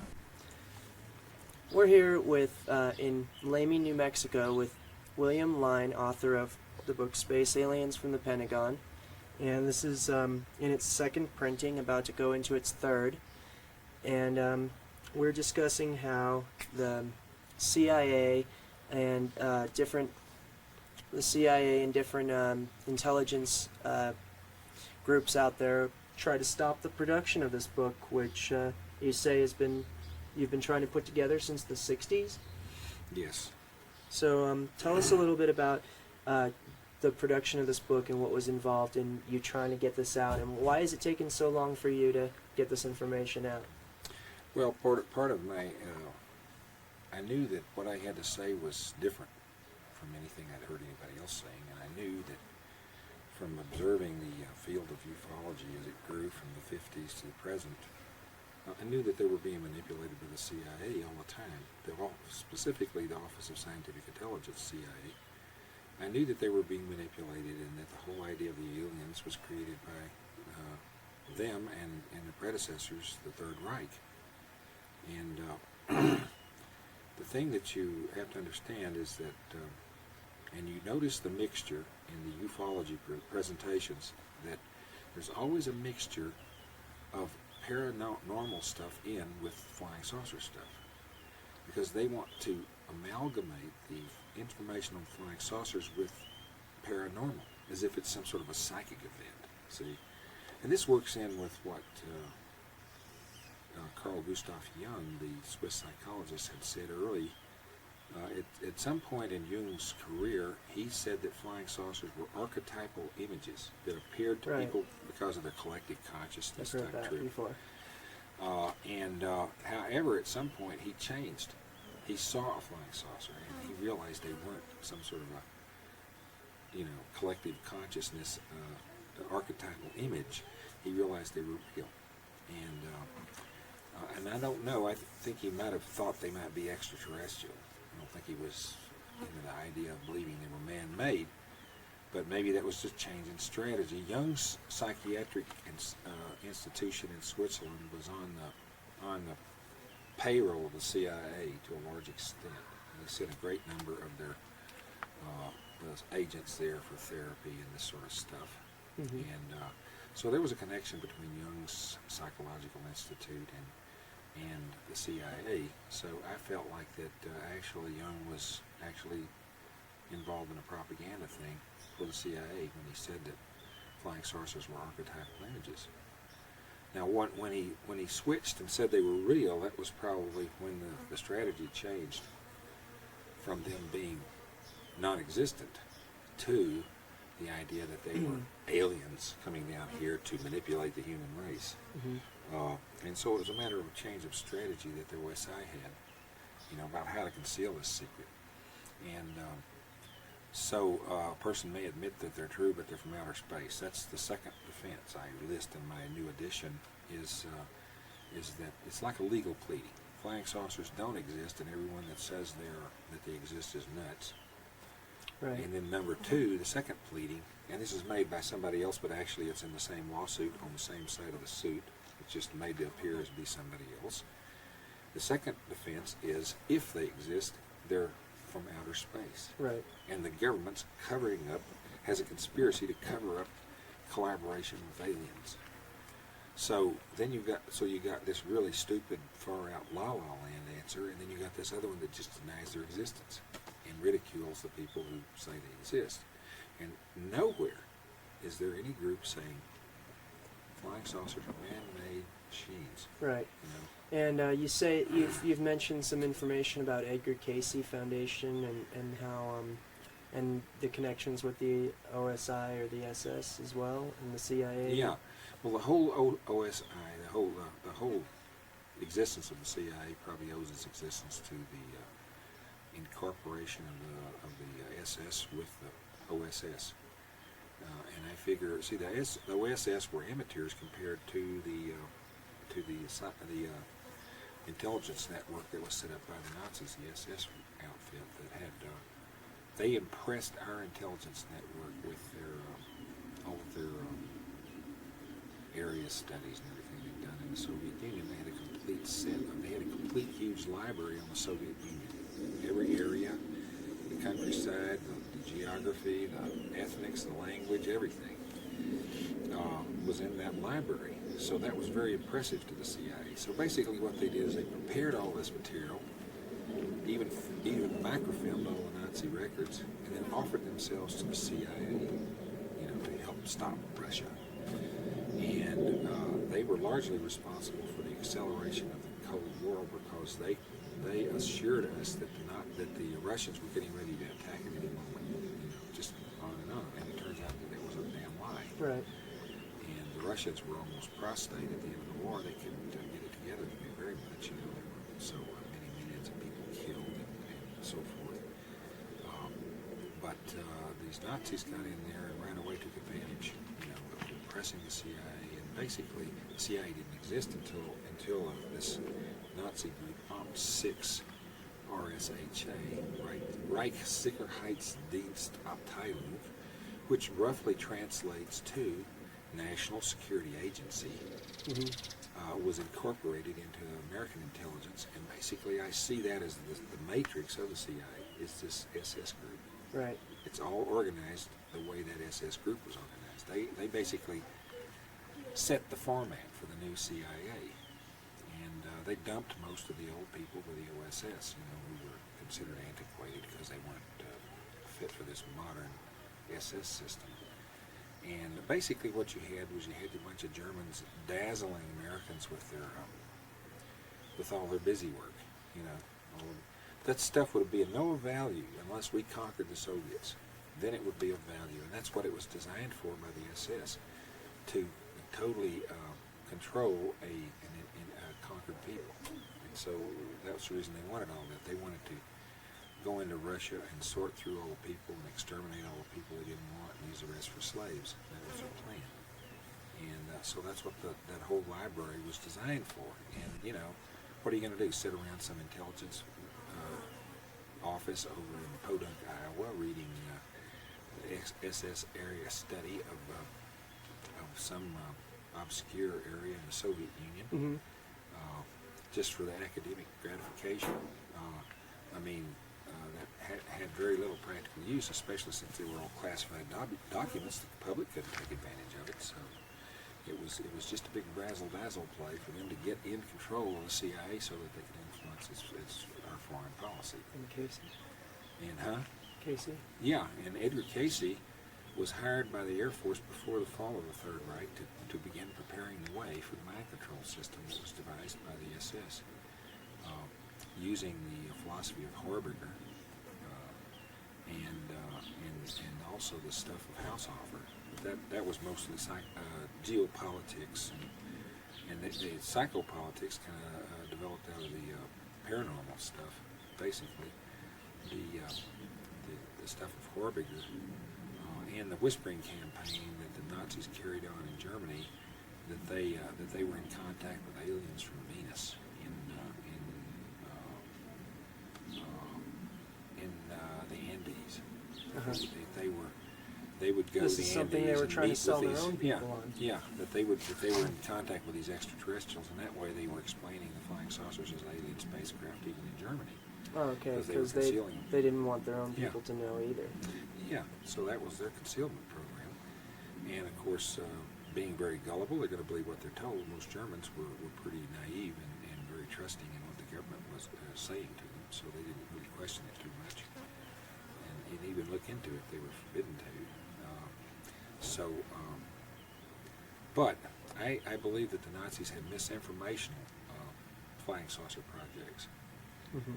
They had projects that were the real one, and then they had projects that were just set up to throw people off the technology. And that's the group they sent over to Czechoslovakia almost at the time. It was in 1945, approximately, when they sent some stuff over to Czechoslovakia, and that was already during the fall of the Third Reich when they did that. Now you wouldn't suddenly launch a project off over in Czechoslovakia, you know, right at the end of the war when you'd already lost it and you already knew you'd lost it. And so obviously the purpose of that, and all those saucers were aerodynamic type craft, and most of which never even got off the ground. And so they sent all these old junk projects over to Czechoslovakia to sucker in the Soviets when they took the territory, which they figured they probably would. I mean, any good general could have told you what would happen. You know, they already knew. And so basically, they were taking that stuff over there to mislead the enemy, while they were going to swap all the good stuff to the United States and England to buy their amnesty, because they knew the Russians would snuff them if they got hold of them. So they basically made this deal, and we're already in the process of negotiating it even before the end of the war. And that's why when Casey was hired to work at Wright Pat to write these, what they called him a technical writer. But what he was actually doing is writing his psychic predictions. Some of these things were written after they already happened, so they came on like, you know, like something he'd predicted in advance, when actually they were things that already happened. So some of his writings included stuff about Atlanteans and flying saucers. And that was pretty much, there was a lot of that stuff going around, you know. There was all kinds of people interested in that kind of stuff in the 30s, you know. And it wasn't anything unusual. All he probably did was collected the stuff in his neighborhood in West Virginia, you know, all the far-out theories. There had been, we've got a jet plane disturbing our conversation here.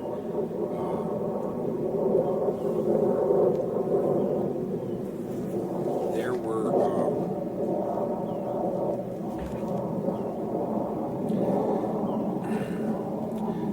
when you think about it, I had heard all this stuff. You know, there was a whole undercurrent in America of strange civilizations and stuff. And there's been books. I've got a book written on Atlantis that was put out maybe in the 1920s, and it's a channeled thing. Uh-huh. You know, it's kind of fun. You ought to see it. It's really cute. It's probably reflectors out of it or something. But anyway, it's kind of like tied in with one of these Egyptian temples out in California. You know, they had these like Egyptian temples out there. People practicing ancient Egyptian religion in the 20s and stuff. Mm-hmm. Art Deco stuff. But anyway, the thing that is interesting is that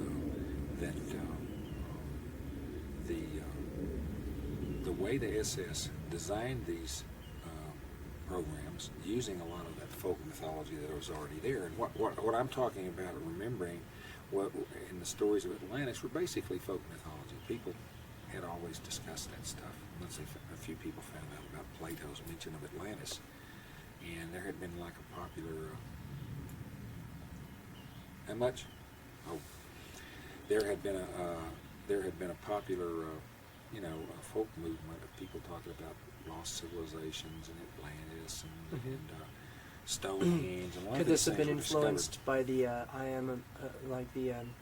Am group from Shasta, which were really run by They were by mixed up with the silver. They Rosicrucians were also and- mixed up with the silver shirts. Walter Pelly's silver shirts, the Nazi group.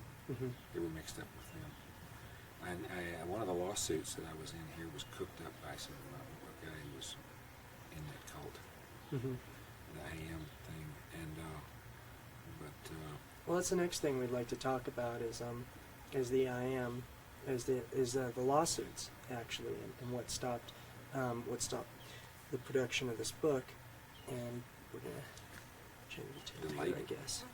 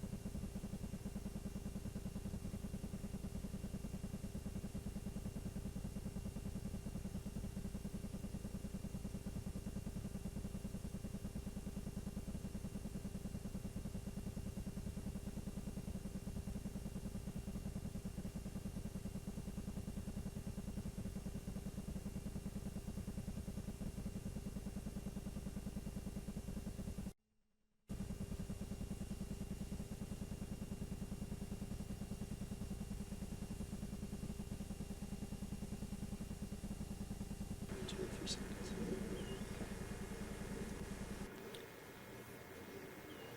Now this is, we're seeing a picture here.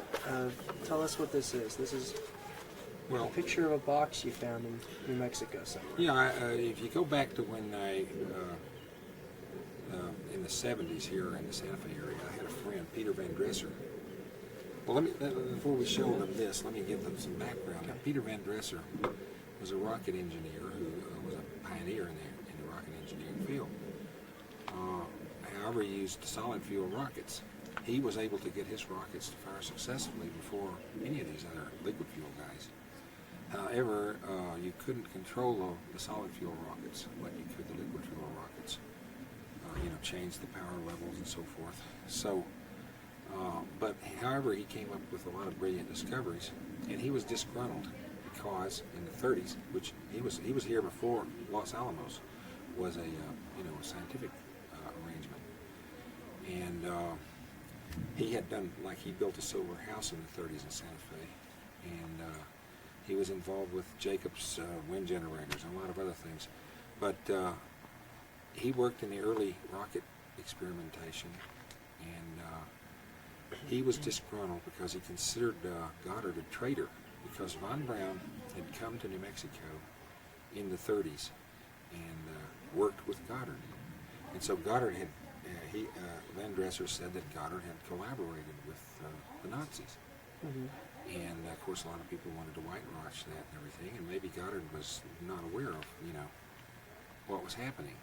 But it was more or less supposed to be an amateur rocket thing or something. He was financed by the Smithsonian Institution. It was more like a scientific endeavor. And anyway, Van Dresser had given me some of the background of the fact that von Braun had indeed been to New Mexico, yet nobody seemed to say anything about it. He'd been here before the war. And so I did a little research on it and came up with some more specific information. But so I knew that von Braun had been here, and there'd been a number of women in Santa Fe who dated von Braun before the war, when he was a single man, and considered him a good date and so forth, and they had a lot of fun and whatever. But von Braun, in 1937, was a project. Now I didn't have the specific dates on this at the time because Van Dresser was under security regulations, but everybody knew that von Braun had been here.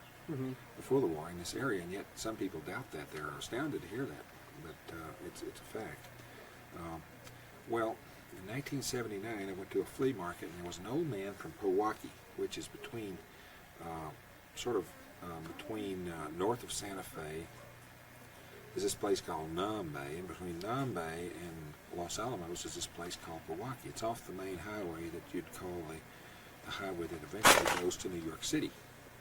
So this old man was hired in this project in 1937 in Los Alamos as a laborer of some sort, and it was run by von Braun, and it was a secret scientific project, and it was called P2, small p, large 2.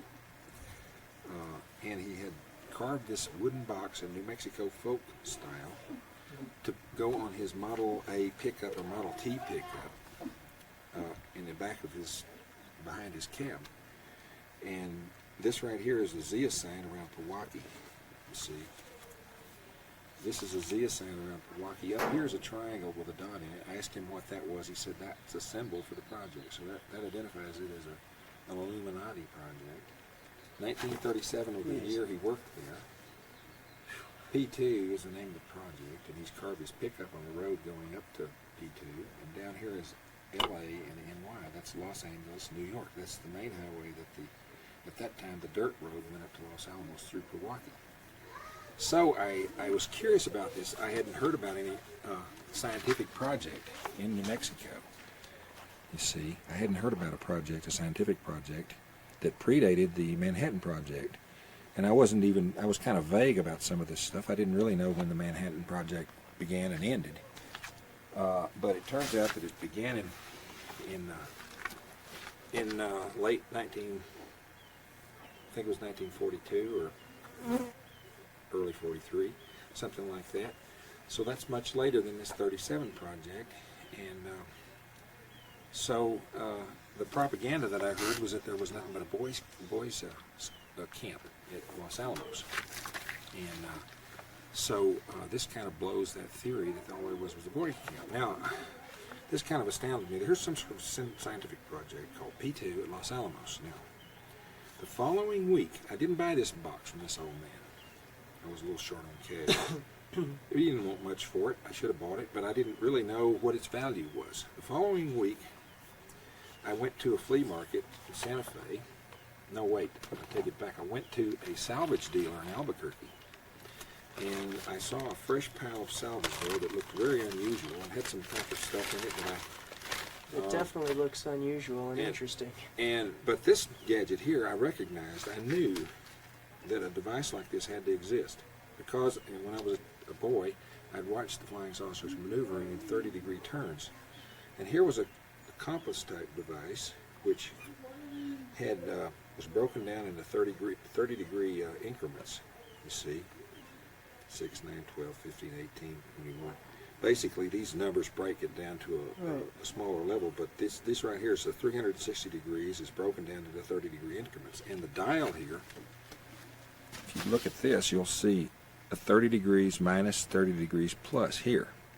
And you'll notice on the little indicator here, you'll notice a little lightning bolt. That indicates that electricity is moving this direction. Now this is a triangle for the Illuminati symbol and of course the KTP2. Down here on the label on this device, it's called a Pile-Tochter Kompass, which means a polar slave compass, large K, large T, P2. The work number is October the 1st, 1943. 10-1-43. That's the work number. Here, the work number. You see. So it's manufactured by List, L-I-Z-T. Here are 14 contact points on the bottom where this thing clips in. Now this device is intended.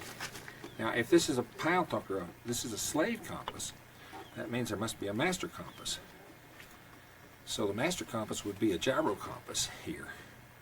And the gyro compass would tell this which direction the craft was going. It's intended, as you see, to be, you have a 360 peripheral degree range of maneuverability. Now, how many airplanes do you know that fly sideways, backwards, and so forth? That's a flying saucer device. The KT stands for Kreiselteller, which means gyrating plate, because they precess like this. And precession in German is Kreisel. So a teller is plate. So sort of like flying saucer, gyrating plate. And that's because of the precession when they're hovering.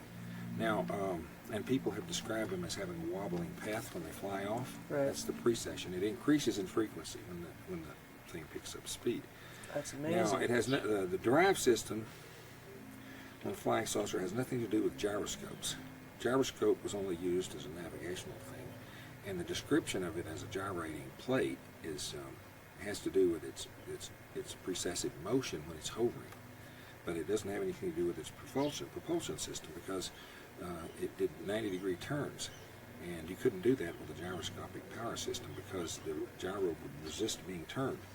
Mm-hmm. And so anyway, this device, you have the 30-degree increments, and then what you have is two of these contact points run this electric motor, which rotates this ring around here. Now the gyro compass gives you a constant direction, like if it's oriented towards the north.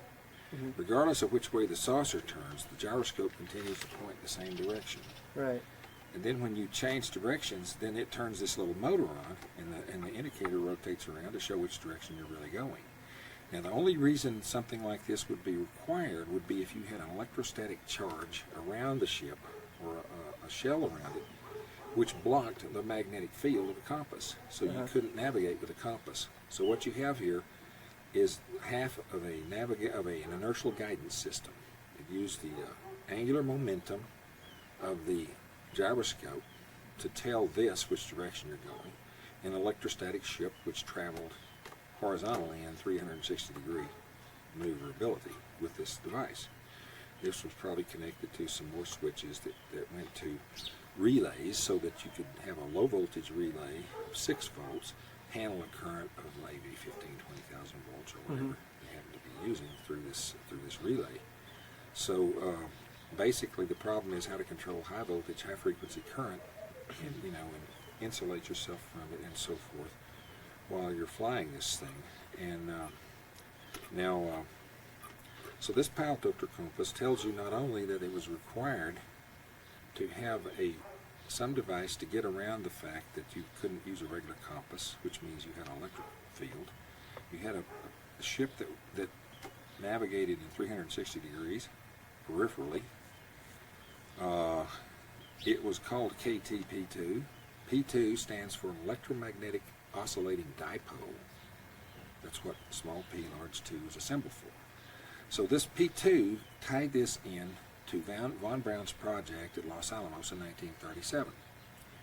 However, this was brought to New Mexico after 1943, probably 1945 or 46, from Germany, and was on one of the flying saucers that was brought over here under Operation Paperclip. And this particular device came from Sandia Security, Sandia Base, which was under the originally the Atomic Energy Commission, and which became the Department of Energy. So here you've got the Department of Energy mixed up with the defense thing pretty strongly here.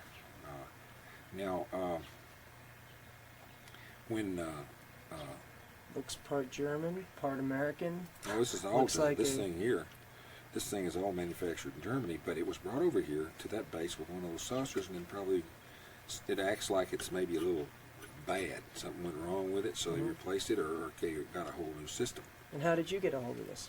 Well, this was in this pile of salvage at a salvage dealer's, and I was really shocked that this was even there, because I knew that this was off a flying saucer when I saw it.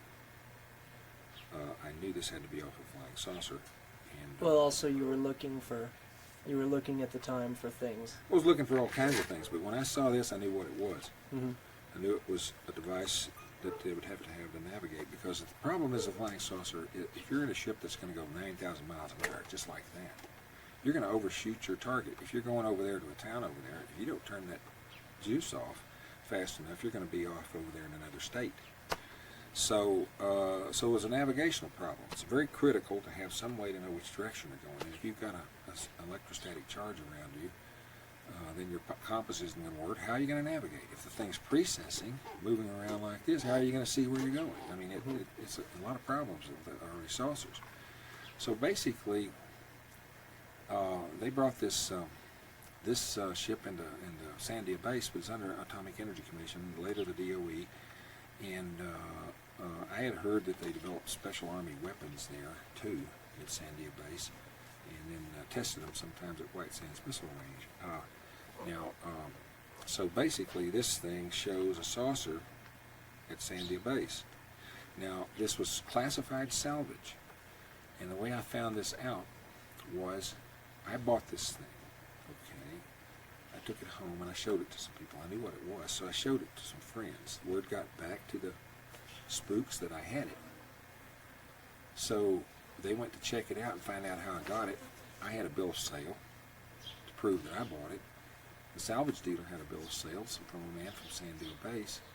And it turns out the man at Sandia Base had stolen a pile of classified salvage and sold it for his own.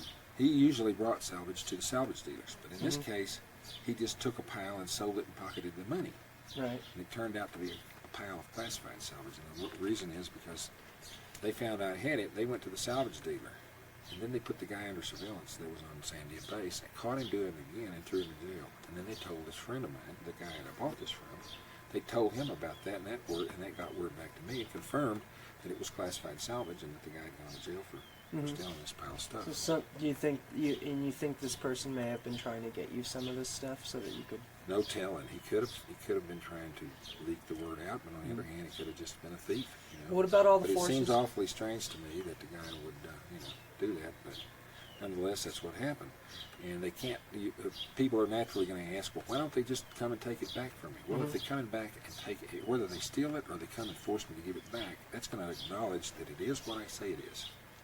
Well, I'm sure a lot of people are wondering at this point why you're still around, how you've been allowed to talk about this stuff. You mentioned that you've been trying to put your book together, Space Aliens from the Pentagon, since the 60s, and that you've known a lot about this information. They've caused problems for you, forced you into court, made attempts on your life. They've done just about everything to you, haven't they? Mm-hmm. Why don't you tell us a little bit about the different things that they've tried to do Well, to stop it's like this? everything I did just added to their reasons. It gave them an additional reason to want to get me or whatever. It started out, I know they knew that I knew about the flying saucer stuff since the time I was in Air Force Intelligence. When I met Arthur C. Clarke in 1956 at Keesler Air Force Base, he gave a talk on what he called phenomena. Let's see, what did he call that talk? It was on unknown aerial phenomena or something like this. And so he gave this talk, and he addressed the issue of flying saucers, and at the end he concluded that they didn't exist. That everything people saw was either something natural, like a weather anomaly, a weird-looking cloud, or something like this. Now, this is the great Arthur C. Clarke. This is the guy who was the president of the British Interplanetary Society. This is the guy who made Wernher von Braun a member of the British Interplanetary Society. And this is a guy who had early patents in electromagnetic launching techniques for space vehicles, saying that flying saucers didn't exist.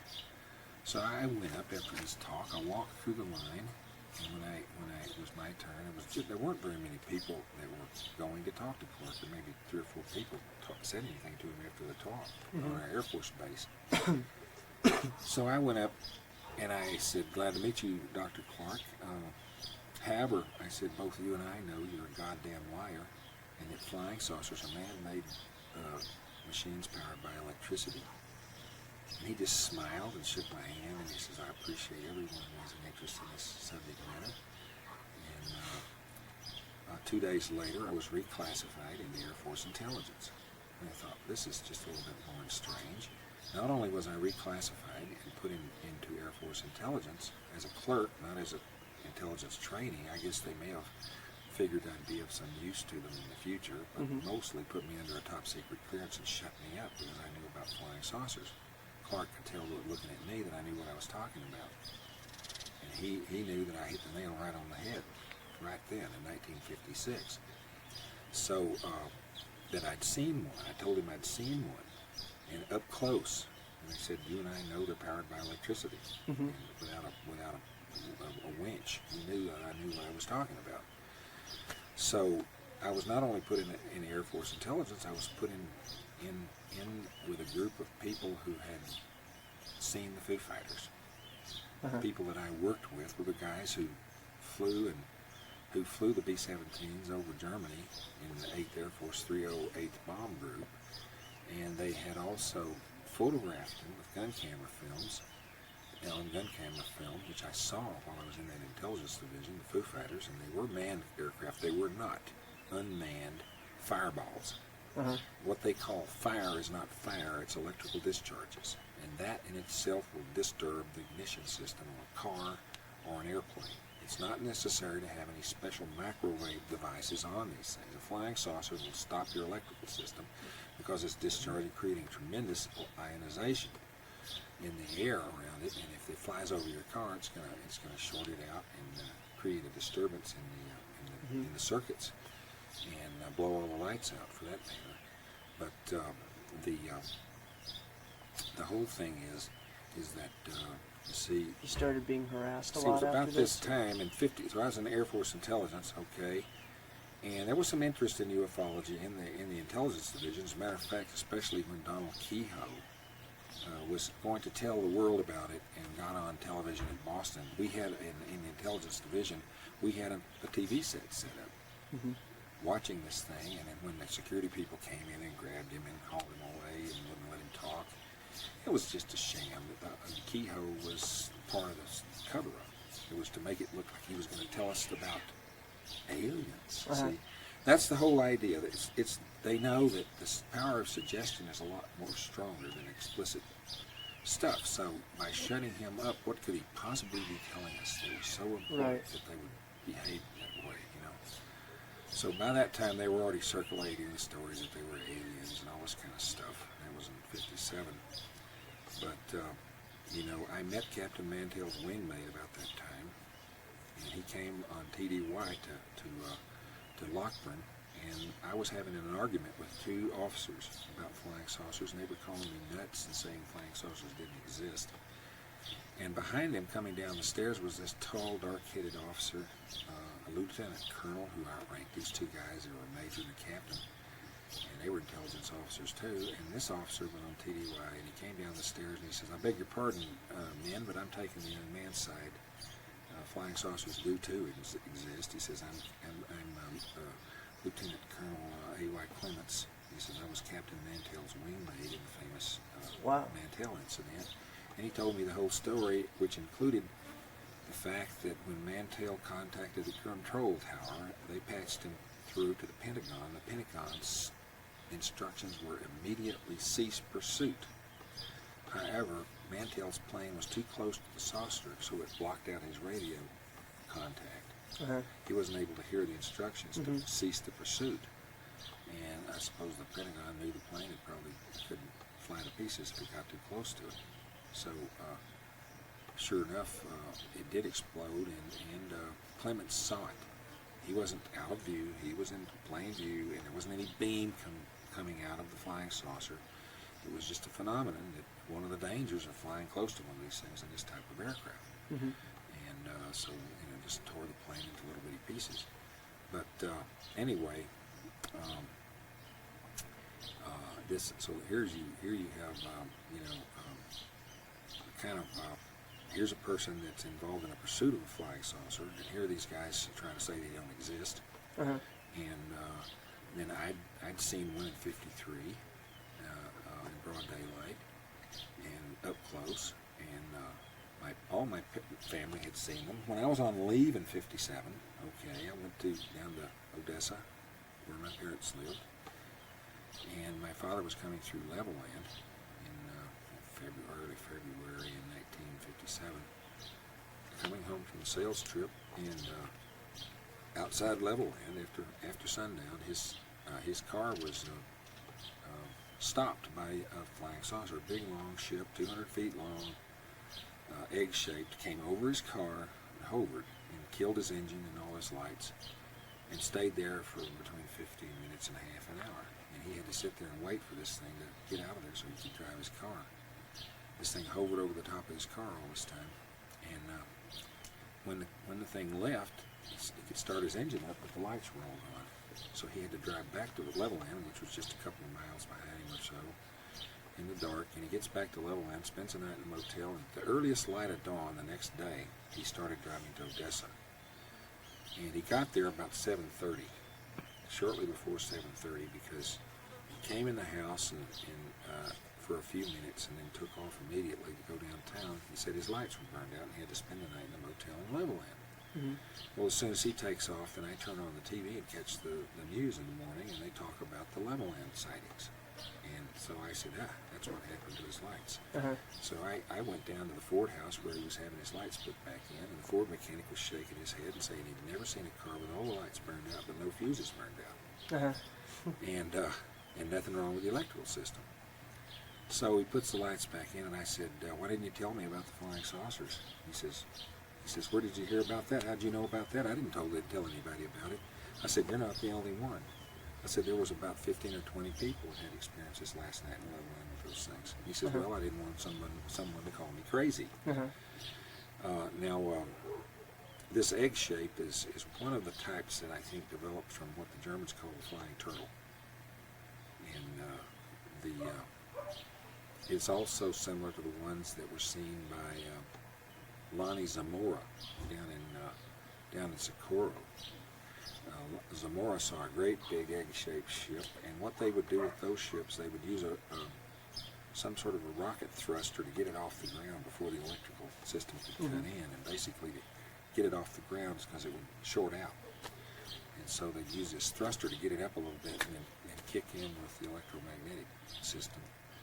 And because the thing would shut up after it got off the ground. The bottom would shut up, and the rocket thruster would be turned off. It was some kind of special rocket device that they were using too. It looked like an ion device. Let's talk about the FBI. Now, all right, let's see. So what kinds of things have happened in your life in the process of you trying to uncover this information and put together your book? You were saying that you've been trying to do it since the 60s. Well, when I first got interested in publishing a book on it, I was probably interested in publishing a book on it from the time I was a kid. I mean, the first daylight sighting was in '53 that I made. My family had all seen them from 1950 on, and I had seen them at a distance, just a glint in the sun in Roswell at the country club where we went for my father's golf game and tournament when in 46, 47. So I had seen these little discs at a distance, and many of these pumpers had seen them and described them as discs, bright discs glinting in the sun.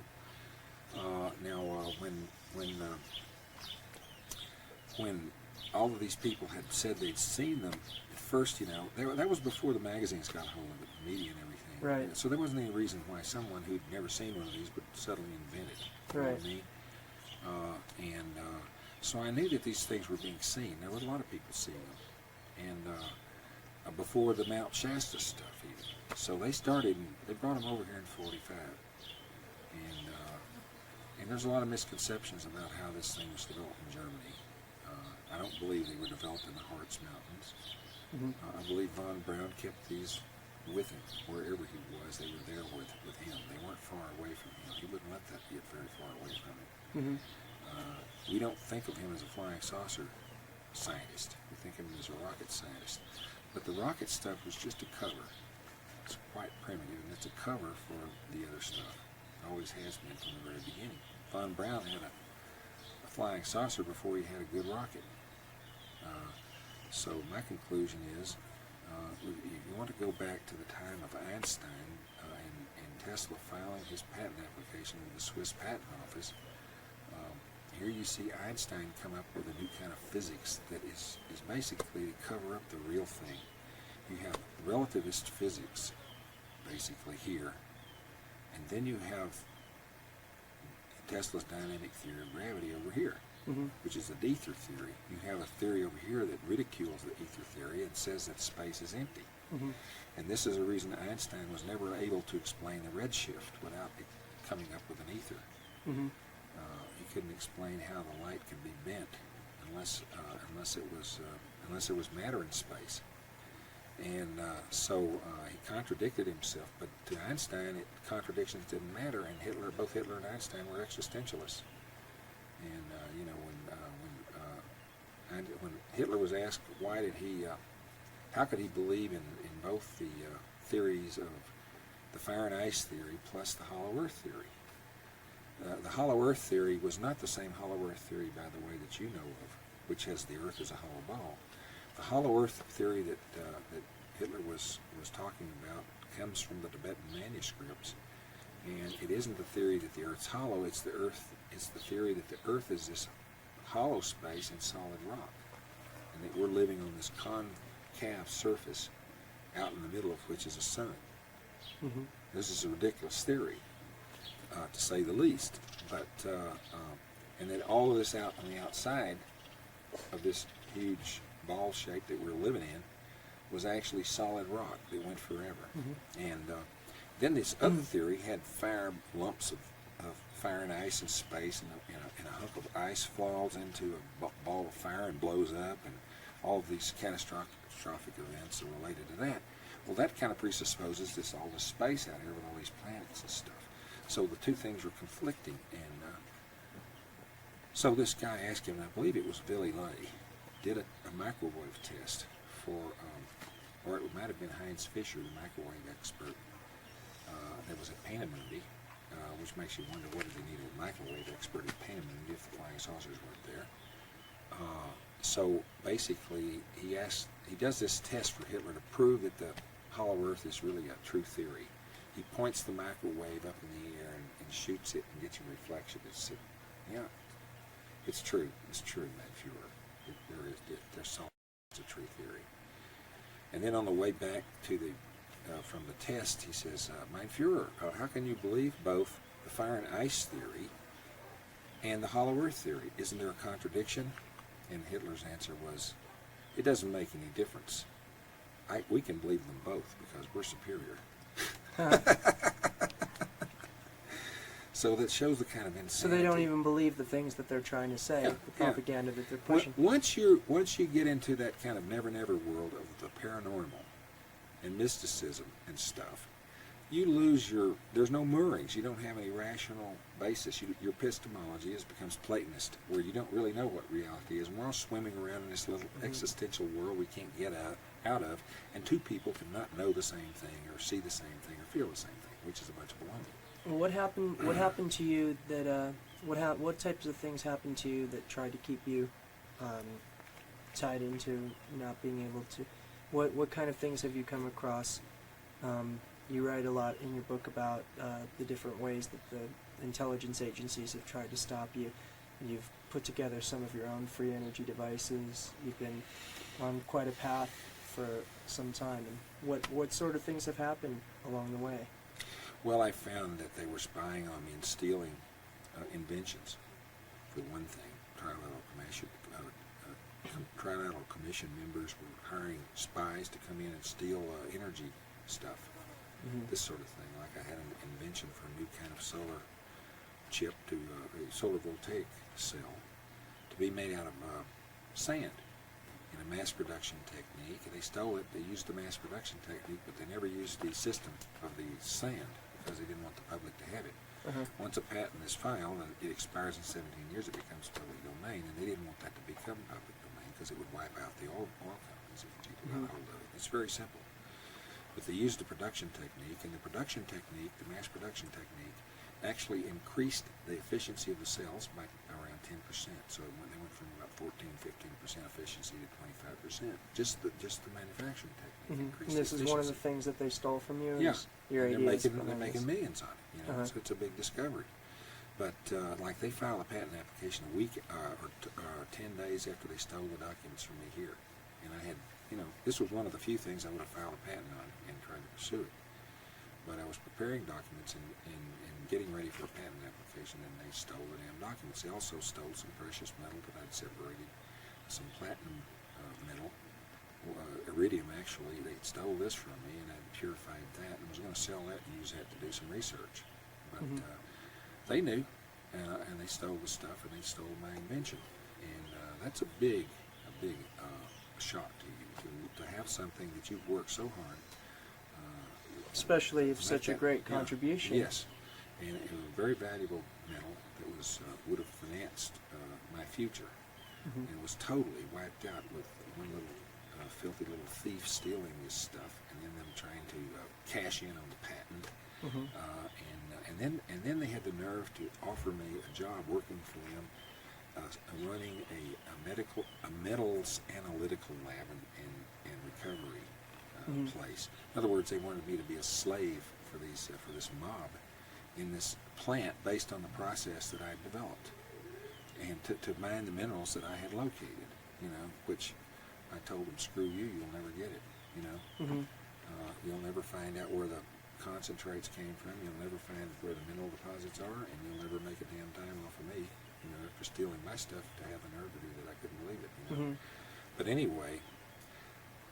So that shut off a lot of the research that I was doing. I was going to use the leapfrog technology. I was going to take one thing that would produce some revenue and use the money from that to produce something else, and eventually have a whole bunch of free energy inventions.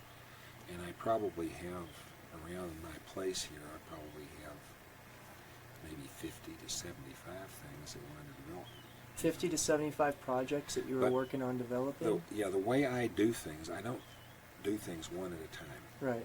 I do a bunch of things at the same time. So if I was doing one invention, I was doing all of these others because I get bored working on one, I go work on the other, and then when I finish one, I would probably finish all of them just like that. That's the way I usually do things. However, I never got the opportunity, and then I finally got so frustrated I could never get back to work on it again. I had to write this book, I decided my theories are correct because they've stolen so many of them and used them Right. to prove the fact that they are So you valid. knew you had the ideas Yeah, that were I right. leaked the cold fusion stuff to a Mormon. I thought he was a spy for the mob or the government. So I leaked this cold fusion stuff to him because I didn't consider it worth pursuing. One of your greatest. Yeah, it's a weak Things. reaction Uh-huh. compared to what can be achieved with the same basic setup if it's reoriented. Right. And so I was getting heat gains, and to me that wasn't enough when I knew that you could get tremendous electrical output from this thing. Mm-hmm. And but it was misconceived, and you do not have to have palladium metal to do it. It will work with a number of metals and solutions, and any number of solutions. The first real good indication of this that I got was I was using a bunch of base metals. They were kind of an indeterminate mixture of solder with some ores that I put into it. Really hot. I got it really hot, and I saturated it with these ore concentrates of some precious metals and some base metals, and then I took these little ingots, and I was trying to dissolve the ingots to recover the precious metals that were in there. So what you do is you can electrolytically take the lead or whatever you have in there and electrolytically purify it over here. The slime that drops to the bottom are metals that can be recovered, precious metals that you'd saturated into this metal when you were to recover them. Uh-huh. And then you can purify those. You cast those into an ingot, and you do another electrolytic process and so forth until you separate all the metals out. Mm-hmm. So you can actually, it's a very tedious way to do it, but you can separate a lot of these metals out. But I worked out a process where I took some of these concentrates and I dropped a bunch of this iridium out of it Uh-huh. in a furnace, and I got a real good drop. And I took these concentrates, this particular ingot that I would pour. I knew that it was a platinum metal, but I didn't know which one. It was a beautiful color. When I first cast the ingot, it would be a bright white color. And then over a period of hours, it would start to turn the most beautiful iridescent colors Uh-huh. as it began to absorb oxygen or hydrogen, whichever the case. And over a period of about 24 hours, it would just turn into a powder and crumble again because I didn't have enough temperature to weld those molecules together. Mm-hmm. And that's because I needed about 3,000 degrees, and all I had was 2,700, and I was already beginning to melt my furnace. So I had to call the smelt off, so I could never get enough heat. So I knew that I was up there with a metal that had a melting point over 3,000 degrees. Mm-hmm. So the process of elimination, because of all the acids I was treating it with, I was attacking this concentrate with everything. I tried pure nitric, pure sulfuric, aqua regia, and so forth. And I wasn't able to break the stuff down. It wouldn't dissolve. Mm-hmm. Well, the only one of the platinum metals that wouldn't do that would be iridium. So I had a pure iridium in the Uh-huh. end. And when I would put the iridium in the nitric acid, I had a 4,000 milliliter beaker about this big, and I put the iridium in there and tried to dissolve it. I was going to dissolve it to purify it, dissolve it, and then purify it back into a metallic state again. Mm-hmm. But it wouldn't dissolve. And it started to react when I began to stir the electrolyte. It started to react and started to create a tremendous amount of heat. And it began to boil violently. I put it on a big sand bath in case the beaker broke, because it got so hot I couldn't touch it either. I had to carry it out here in the yard, and I set it over here on a stand. Okay, it continued to react for 4 hours that way, putting out tremendous amounts of heat. And it wasn't until a rainstorm came up and the cold rain came down and began to hit the beaker and mix with the fluid, and that it cooled it down enough to where the reaction stopped. And then I did it again with another solution, so it wouldn't just react with this one solution. And what I assumed, because the solution, the acid was still full strength after this was over. It didn't change the acid. And the metal was still weighed the same amount it did when I put it in there. So my only answer was it's reacting with atmospheric gases Mm-hmm. or radiation. And the strong smell of nitrous oxide indicated that there was a reaction going on inside the metal, inside the fluid, that was igniting oxygen and nitrogen, and that was the driving force behind that heat reaction.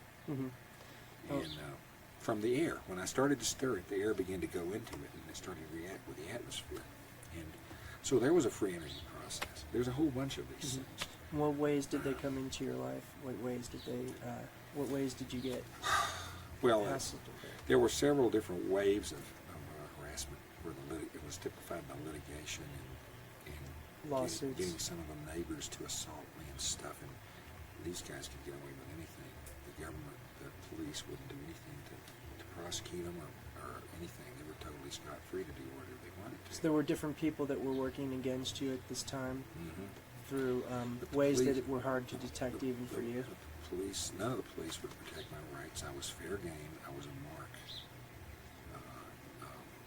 And basically this way they suppressed me and kept me from getting out of here while they stole more $1 billion inventions from me. I mean, this solar voltaic thing is a very valuable invention. So they figure, well, we'll just keep him here and we'll get another one. But meanwhile, it all goes back to this time when I was under scrutiny when I was a student because I said I was going to publish a book on flying saucers, and they really came down on me hard in university. And that was the They screwed beginning me. right there. That was just one of the times. They screwed me really bad. And then I realized when I found out that the CIA was mixed up in it, then they started rolling out the red carpet for me. I mean, they literally kissed my ass to get me out of the university, and then they were going to screw me later. See, the idea was, well, then we'll blackball him. See, and so I was they really bent over backwards all of a sudden when I tied it into the CIA at the university. Mm-hmm. I could identify faculty members that were involved and the structure of the university and all kinds And you of stuff. and you also had people close to you that were in intelligence that Yeah. were telling you about some of these There things. were right? security agents that were inside the art department at the University of Texas. There were students who had been. There was two in particular. And this was one of the incidents that happened to me in Austin. There were these two security agents who had been in U.S. Army intelligence in Southeast Asia during the Vietnam War, and this was still during the Vietnam War. Who'd been sent in to pose as art students in the University of Texas. They also ran a bar in Austin, and a popular downtown bar for UT students. And they kept asking me to come in the bar, and I knew that they were spooks. I could sense it. I smelled it on them, but I didn't know how much. I thought, well, they're ex-spooks or whatever, you know. But it went further than that, and so they enticed me to come down to this bar, and then they gave me a drink of Chivas Regal with some chloral hydrate in it. Well, it took me out very slowly, so gradually, and it showed me how people can be abducted. If I did not have a sleep disorder, I would not know that I was abducted, except I would know I had time loss. They drugged me, and I gradually went under. They took me out of the place. They took me out to Lake Austin Boulevard to an apartment out there where I was interrogated by a man who was a CIA guy. And I knew who the guy was. He was a CIA neo-Nazi. Mm-hmm. And he was slapping me and asking me these questions. And because I have a sleep disorder, I was out for the night.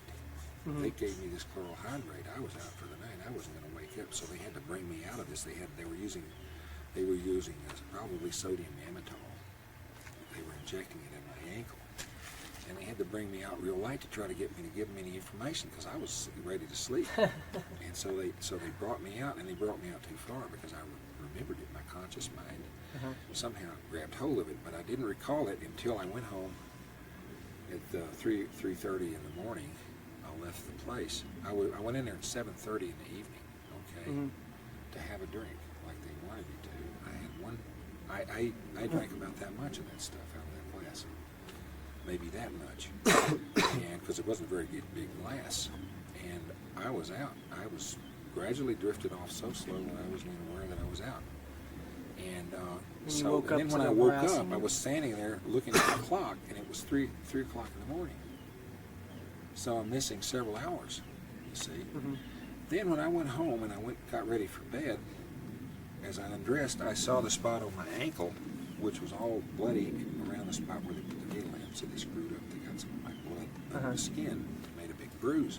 So I said, looks like a needle, you know. And I was missing 7.5 hours time, you know.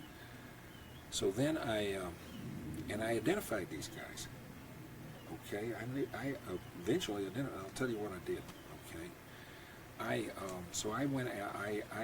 And I went to sleep because they had brought me out so light. When I went to sleep, when I drifted off to sleep, the memory of the whole thing all came to me, piece by piece, and I had it all. I remember them taking me down the stairs, taking me to the apartment, and who the guy was, and the questions he asked me. So they had to bring me out to FAR, you see. So so the next morning, early, and buddy, I had a headache, after what they did to me. I had a hell of a headache, but I got up and I beat it. By 7:30, I was in position at the Federal Building watching. And sure enough, I see the first of them come by in his car to park, and I see the other one coming up. He's out in the parking lot, and I follow this one in to the FBI office and watch him go in there. And then I go up and I beat on the door, and the FBI guy opens the door, and he won't let me in because the guy's right there with him, see? And I know it, and I just wanted to check it out and make sure. And I said, I was abducted last night and drugged and interrogated for 7.5 hours. That's false imprisonment. That's by one of your employees. And he says, somebody must have given you LSD. Get out of here. It's their trip, see? So they had actually interrogated me, and what they were trying to find out is if I had connections to this guy that was an old family friend of ours. And he kept asking me if I knew him, and I wasn't really sure if I knew him. I could never answer him anyway. I didn't know whether I knew him or not. I probably did, but I wasn't sure. Because he was like a family friend, and my uncle had taught him the ropes of life, and he was a very rich man. But this guy was connected to the CIA, was trying to sell him some stuff, and wanted to try to develop a connection, to try to sell the guy this stuff. But so that was some sort of an odd fluke where I stumbled across something, and they had abducted me, they drugged me, and I could see how easy it would be it would be to abduct somebody with carbohydrate, because you go out so gradually. I better take it. Now, I don't want to really intimidate anybody. I mean, this thing doesn't happen to most people. It happened to me because I was peculiar, because I knew a lot of stuff, and the people who really knew about flying saucers knew that I knew. I mean, there was no doubt in their minds that I was aware of the nature of it, and I'd kind of kept an eye on it for years. Like all the time I was in the University of Texas, I lived in a trailer park down by off Lake Austin Boulevard, and then I lived in the student housing area. And when I was in the trailer park, every night, this was during the time LBJ was president, his ranch was just kind of to the southwest of the river, which was right on the edge of the trailer park. There was this slope. And I noticed that every night about the same time, I would get this vibration in the trailer, hear this loud kind of humming noise. It was sort of like an effect that was coming from something. And I would look up and I would see the saucers proceeding over towards the boundary of Lyndon Johnson's ranch. And I figured, well, these are probably a security thing, part of the Secret Service thing to protect the president, to make sure about somebody didn't fly over the bombing or something during the Vietnam War or something like this. And they appeared to me to come from the Balcones Research Center area, which was an old Atlas missile silo. And a friend of mine who had worked in these silos and knew quite a lot about them said they had an opening.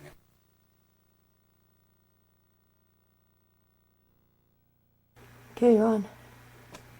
We're here with William Lyne, discussing his book, Space Aliens from the Pentagon. And according to Mr. Lyne, the obvious big lie, the big truth that flying saucers are real man-made electrical machines, that there are no aliens on Earth, is being ground to pieces between two big lies, both essentially one big lie, covertly disseminated through the media and various front groups and publications by teams of PhDs employed by the OSI, Office of Scientific Intelligence, or the CIA. The secret government orchestrates both sides of the sham debate between covert agents posing as ufologists and official government spokesmen.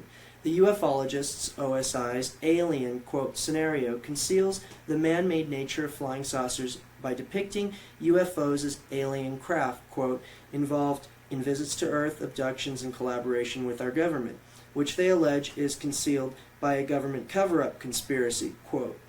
Officials conveniently provide false credibility to these lies by their irrational denial, suspicious behavior, or silence. Contains much never before published information, including photos of celestial guidance systems and a lot more interesting information. Let's talk a little bit about some of these front groups, some of these ufology groups, and some of the people that are involved in the so-called ufology movement. Probably the most popular person out there is Bill Cooper, and you know, we all know he's been responsible for getting a lot of information out to people about the secret government, and he's also involved in these things. But he's even admitted himself that he's not too sure about some of this stuff. What do you know about it? Well,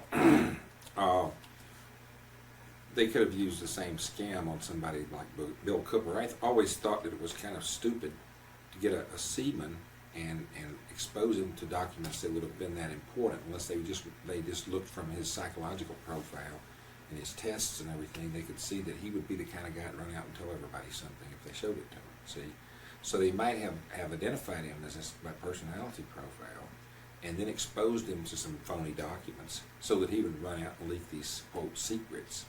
But let me tell you, if you're under a national security order and it's within 20 years, they'll come after you and prosecute you if anything you're saying is classified. And they're not going to be carrying these things around on a ship anyway.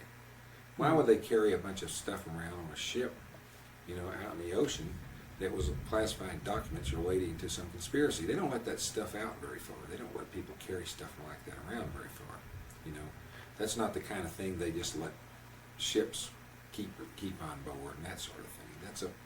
That's something that's you know, you're not going to carry a picture of a bunch of dead aliens or something around on a ship. I mean, you don't have any use for it.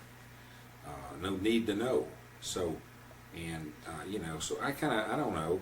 I see the whole field of ufology, and have seen professional ufology as we know it.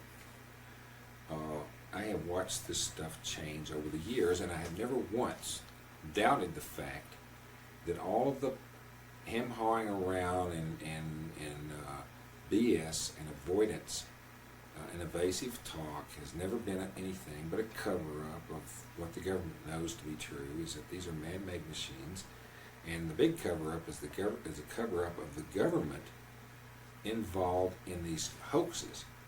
In other words, these people are hired by secret branches and clandestine services of the government. So, you know, I became aware of this. I knew about it, and even before I had any real evidence, you know, And I knew that this was what was going on. You mentioned one time that they even offered you some money to write these scripts and talk about this stuff. I had known about this guy's connection to this couple, and I hadn't put the whole picture together yet. But back there, and somewhere in the 70s or 80s, there was this couple that went around the country. They were known as the Two. Now, evidently, somebody's come up with another Two, but they're not the same Two as these people. These people are the original Two. They were like made up to look weird, you know, with hollow-looking eyes and everything. And they were going around all over the country. They would go into some community, and then all of a sudden these other people would show up as their followers, and then they would all be planning to depart to their original planet, or home planet, see? And they would gather and go out and drive up to this spot, and then all disappear. And the next day there'd be a reporter cover the story about this mystical disappearance of this group, and their cars were all abandoned, left up there. Then they would haul all the cars, tow them all off to the pound. And somebody got suspicious and started taking down license numbers at several of these hoax sites, and found out they were using the same cars and the same people. In other words, they were a team. They were an OSI disinformation team that was, you know, traveling around and creating the impression that cattle mutilations were caused by aliens, and that these people were doing it as a cult practice. And they used them as a name for their group, Osiris. outer space, blah, blah, blah, research, something or other. Ties it in with the Golden Cup ceremony, and the government creates this thing in such a way that they think you're going to figure out this Golden Cup ceremony and say, aha, they're drinking the bull's blood. But that's a corny scenario, and I don't see how anybody could believe that would be a rational option. But I've seen people swallow a lot of corny stuff, so I guess there's no limit to how much corn people can actually be bilked by. But this whole thing, this couple, I recalled after at one point I had a girlfriend who had shared a house with this guy that was a MIB at one point, and he had moved into a house in Santa Fe with this couple and worked with them for several months and doing some kind of training with them. And then they popped up in the paper. So this girlfriend knew this couple. She could recognize them, okay? They popped up as the leaders of this group, this Osiris group, okay?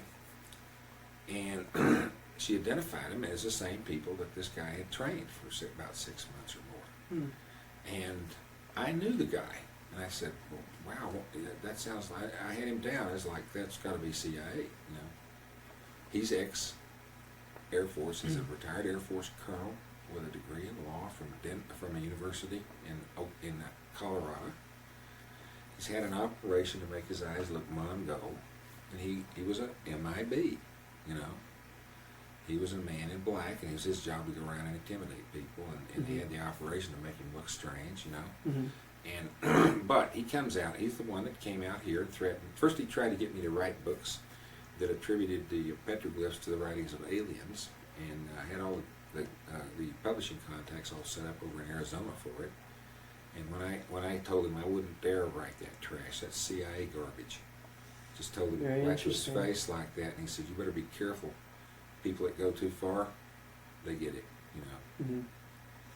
And basically, and then not more than a few days later, he talked to my parents while they were in a merchandise mart in Arizona, in Scottsdale, and intimidated them somehow. And my father comes through and tries to get me to shut up about the flying saucers.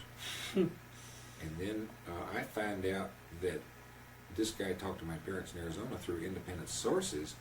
He automatically assumed my father had told me, and they were fired. They lost their business. Wow. And so I don't want to intimidate anybody. Like an octopus. I don't want people to think that if I talk about this, I'm going to experience all these bad things. Because it doesn't work that way. Because it doesn't happen. It's not going to happen to everybody. No, and if everybody starts talking about it, how are they going to do it to everybody? Right. You know? There's a lot of people out there right now that are talking about a lot of very important things that the government doesn't want them to talk about. It's not about flying saucers or aliens. And it's becoming a bigger and bigger thing. Yeah, so if they intend to stop everything they don't like, boy, they're going to be real busy. Yeah, it's going to be really difficult.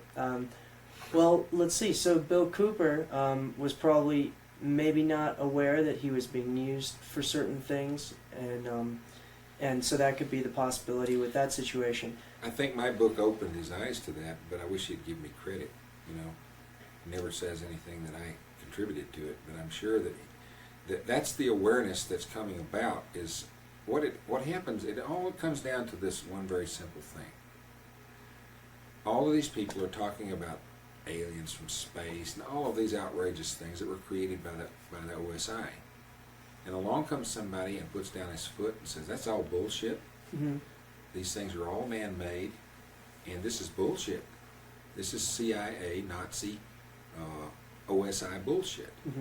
It was created originally by the Third Reich, and then when they became the CIA, then they started putting this stuff out over here. The same old stories they were circulating in Germany, just with the big lie technique. You know. Now, what happened at the I'm sorry. Go ahead. Well, first you use some sort of mystical belief, parapsychology or something of that order, to stretch the credulity of the public out of shape, so that you can dump anything in there you want to. Then you tell the big lie, you tell it often, you make it big. And that's the way the public has been controlled for thousands of years. It's the same old technique. It's no different from the ancient Egyptians using religion to manipulate their people, and the modern New World Order using alien mythology to manipulate the public. How come, have you ever been to a UFO expo? Have you ever spoken about some of this stuff? Yeah, I did. I was invited to an expo in California last summer. And I was surprised to get the invitation because they should have, if they knew anything about my book, they knew that I was out to expose what the most 90% of the people who were at their expos. For the record, who was it that invited you? Or do you Well, want to say? it was something called EERE, Extraordinary Experiences Research Expo. And anyway, I was originally hired for 3 of these expos. And so the first one I talked at was in Los Angeles, and the crowd loved it. The crowd was really hot on it. And the guy that organized this thing came around to me and said, he said, "Boy, you're really hot. Everybody's talking about it, you know. And you're really hot. Boy, we're going to really knock them dead at these expos, you know." Things started getting interesting, Yeah. you know, because they've had a pretty serious setback on those things anyway, you know, and had to kind of turnouts or whatever. So I knew that the crowd liked it, and they were asking, you know, for me to come back again and all this kind of stuff. And so after the expo's over, I start picking up some weirdness, you know. And of course I realized that these other speakers were quite alarmed, especially the ones that worked for the OSI were quite alarmed that I was invited to speak. Who would be some of those people? I don't want to be specific, but let's say that's anyone who pushes paranormal stuff, aliens, you know, Egyptian aliens under the pyramid. Well, that's just you know, about everybody that's out there. That's Sitchin and Lazar and yeah, you get one Hopkins guy that got like pseudo-ancient linguistics or something, and he digs up a bunch of old stuff out of the Sumerian stuff. There's one thing that what they all do is they get into the areas where there's a weakness, a missing spot that makes for any kind of interpretation. You see, it's like the stories about you know, John Wilkes Booth, whether he was dead or alive or whatever. And what makes that there's so many conflicts is what creates all those possibilities. So you get like, you could get any kind of unimaginable answers to this in a way, like somebody might even try to say that John Wilkes Booth was a alien from space, and they were assassinating Lincoln because Lincoln was going to reveal a whole alien plot, you know, back in 1860. Let's get back to with the expo, the UFO expo. And you were becoming a big success here.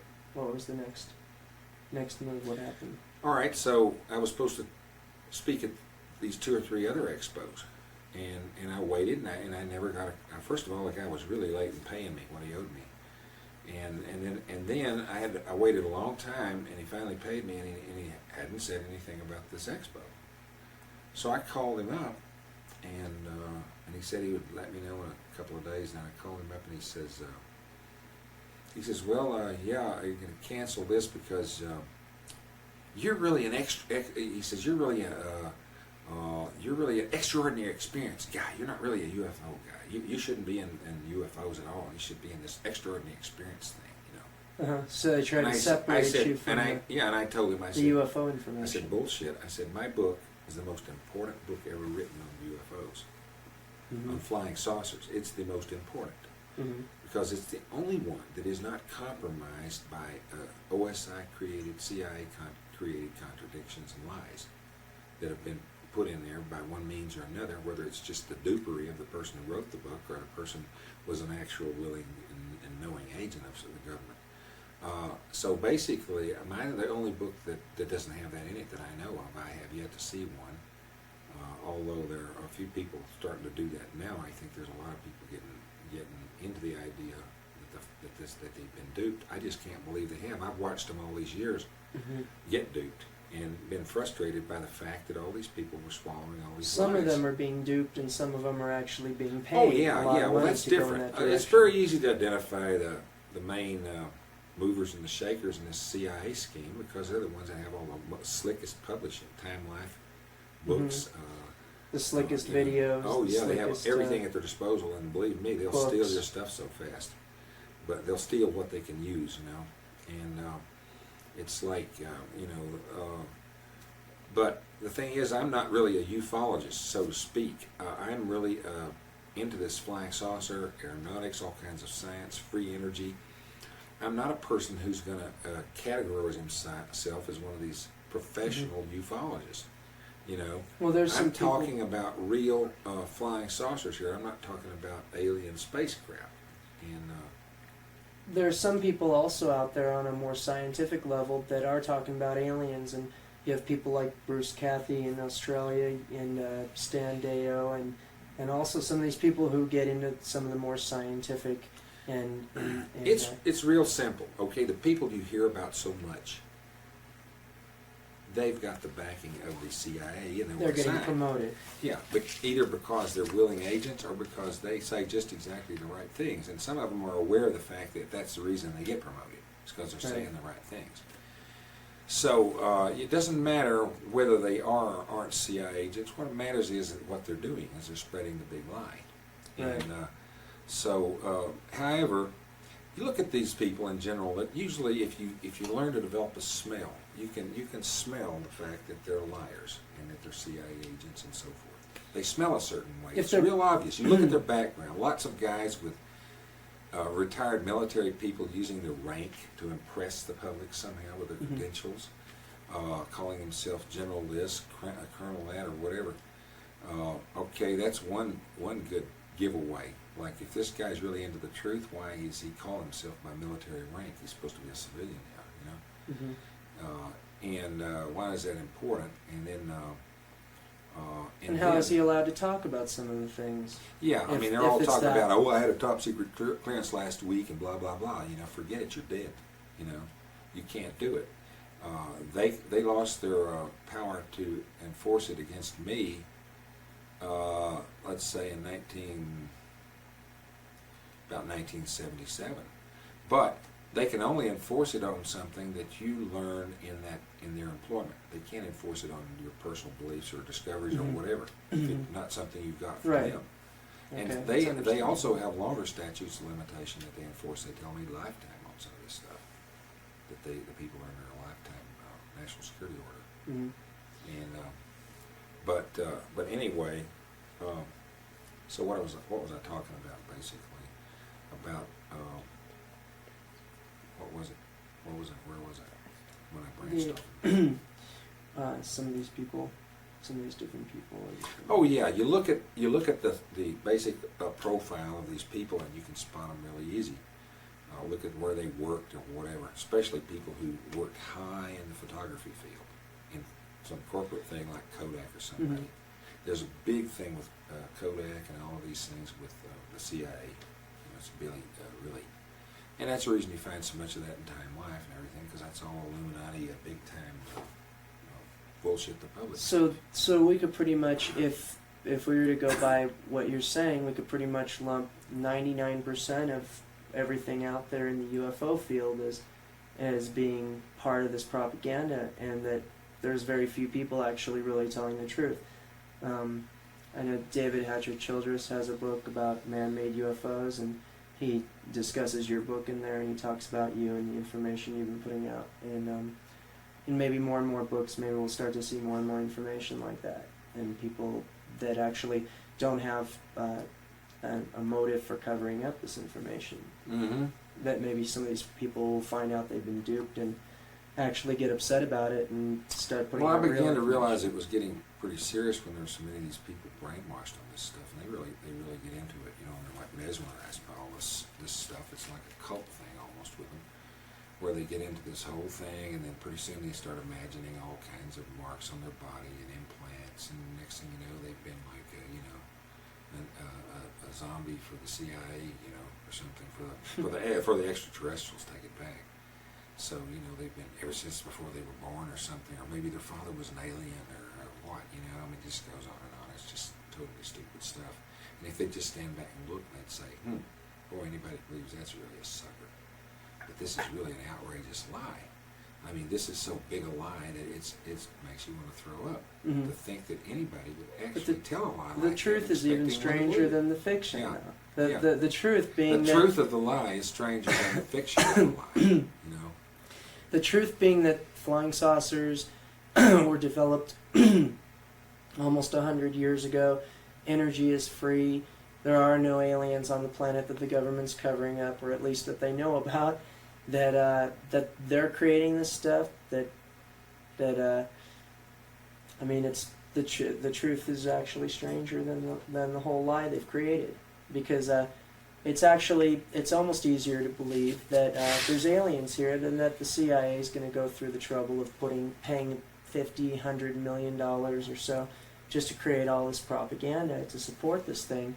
Oh, You I have to think sort of if really people were gonna understand why they invent- would do this. Yeah, people wanted to invent stories, that were interesting stories. I could think of a lot more interesting stories based on the reality of it. Like, for example, maybe if somebody really had enough research, which it's like this stuff is classified forever. All of the details about what the flying saucer history and exactly how Werner von Braun got his hands on this stuff. It's precisely, although I feel like he probably got it out of Switzerland when he was there, because he seemed to have a hold on it, and they had it because Tesla applied for a patent on this thing, and as a national security thing for the League of Nations, basically, or an international security thing, or whatever you call it. But so that was a leak. Somebody knew his basic principle, but he never. It wasn't until later that he developed this other stuff before he died.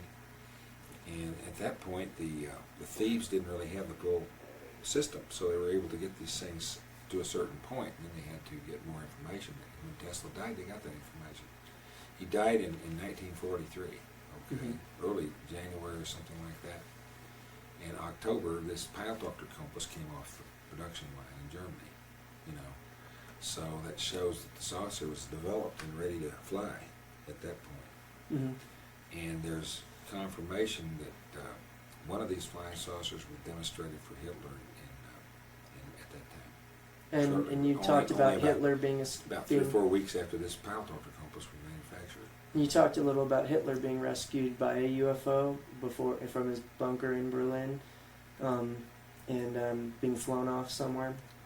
Yeah, he made Not his to another escape. planet, All they had to do Not was to go Aldebaran, upstairs yeah. to the top, and there was a pad up there, and they were picked up. Mhm. The whole scene that came down in the Third Reich in the bunker in Berlin, that was all a big opera. It was to draw the attention of the world to the falling Third Reich and everything, and to create the impression that these guys were all killed and everything. But this was really what Hitler was really doing, is he was really attracting attention away from the stalemate that was being set up by Didn, the naval admiral. He deployed 24 of these electro U-boats carrying missiles that could be fired from underwater, and they were armed with they had celestial guidance systems and neutron bomb warheads. Wow. And they surrounded the United States during that period of time when the bunker was falling. You see, all this the last days there in 1945. And all this bunker thing was buying time. They were switching the government around and transferring power and all this, and they were just buying time while the stalemate got in place. So they had to make everybody think that things were coming apart over here at Berlin, when actually this thing was already in motion, the final showdown, in which case they surrounded the United States and had a nuclear blackmail situation. And this was a real situation. This was Yeah. a desperate attempt Yeah. for Germany to try to save Yeah, themselves. and that was their secret plan. They kept talking about it. They mentioned it. Goebbels mentioned it, although Goebbels got suckered into committing suicide with his family. I think they used his body to fake the body of Hitler. And that's the reason Hitler got him in the bunker, so he could use his body. For 60 years now, we've been running on oil that's been drilled out of the ground. We've had that oil spilled all over us in Alaska and all around the world that we ship oil. We have spills every week that are about the size of Alaska, but we don't hear about them. And we have fossil fuels being burned constantly, and all this pollution. And what you're saying essentially is this is all for nothing. And we're spending hundreds of billions of dollars on all this stuff to ruin ourselves, when all it's doing is supporting a few people sort of like the idea of the pyramid. Well, where it's all what it is. It's, everybody it's, at the bottom supports just a few of these people at the top. yeah. That's What you have is this powerful elite that controls all the economy and everything, and they have a bunch. All their vested interest is in all this archaic technology, and they don't want any technology to come along and spoil that. And that's the reason the electronics industry is so wild and open, is because it doesn't interfere with it. So it's allowed to develop to this fantastic height. Meanwhile, this dumb car is getting worse mileage now than it did in 1940. And it's made cheaper too. And oh yeah, and it's made cheaper, and it still costs you a fortune. It's very obvious that things are made to break down. I mean, you know, right after the warranty, something breaks down, and who makes the money when you go send it in for repairs? These people, and we've heard about the rubber tires that, you know, will never burn out. You know, that certain military vehicles and things use, and we know that there's a lot of stuff out there. The solar cells. Why isn't everybody using solar cells? If you know, even though they may be a little expensive to manufacture, supposedly from what we're told, why aren't we using them? Why don't we have them everywhere? So that's an obvious thing that the energy are being manipulated to, so that they can keep selling us the same old stuff. What is your purpose? Is that this is your purpose for putting all this information out? And what do you think? How do you think we can go about changing this system on a real level? Once people start to become aware of this information, where are they going to go with it, and what are they going to do with it? How do you think? Do you have any ideas on how we could transform the situation that we have now literally into a new energy situation? You know, we can't just vote out the people that are there, because we know that you know, you have to be you have to be in a certain political background in order to get into those positions. Well, we've got a hell of a paradox. You have there's a heightened awareness coming about, and this isn't the first time that this has happened. It's happened several times in American history, that the public has become all of a sudden acutely aware of this manipulation stuff. And so basically you have an increased awareness, but you have a situation where there's nothing the public can do. It's like the people who have control of the media have control of a political process to the extent that they force this thing. They can manipulate anything. They can manipulate the number of votes they receive and so forth. So that basically they could perpetuate their people in power, and there's no way in the world anybody's going to get elected, much less say what they really believe without getting their head blown off. You know. It's sort of like the only way to bring about a just change is sort of like hoist by their own petard.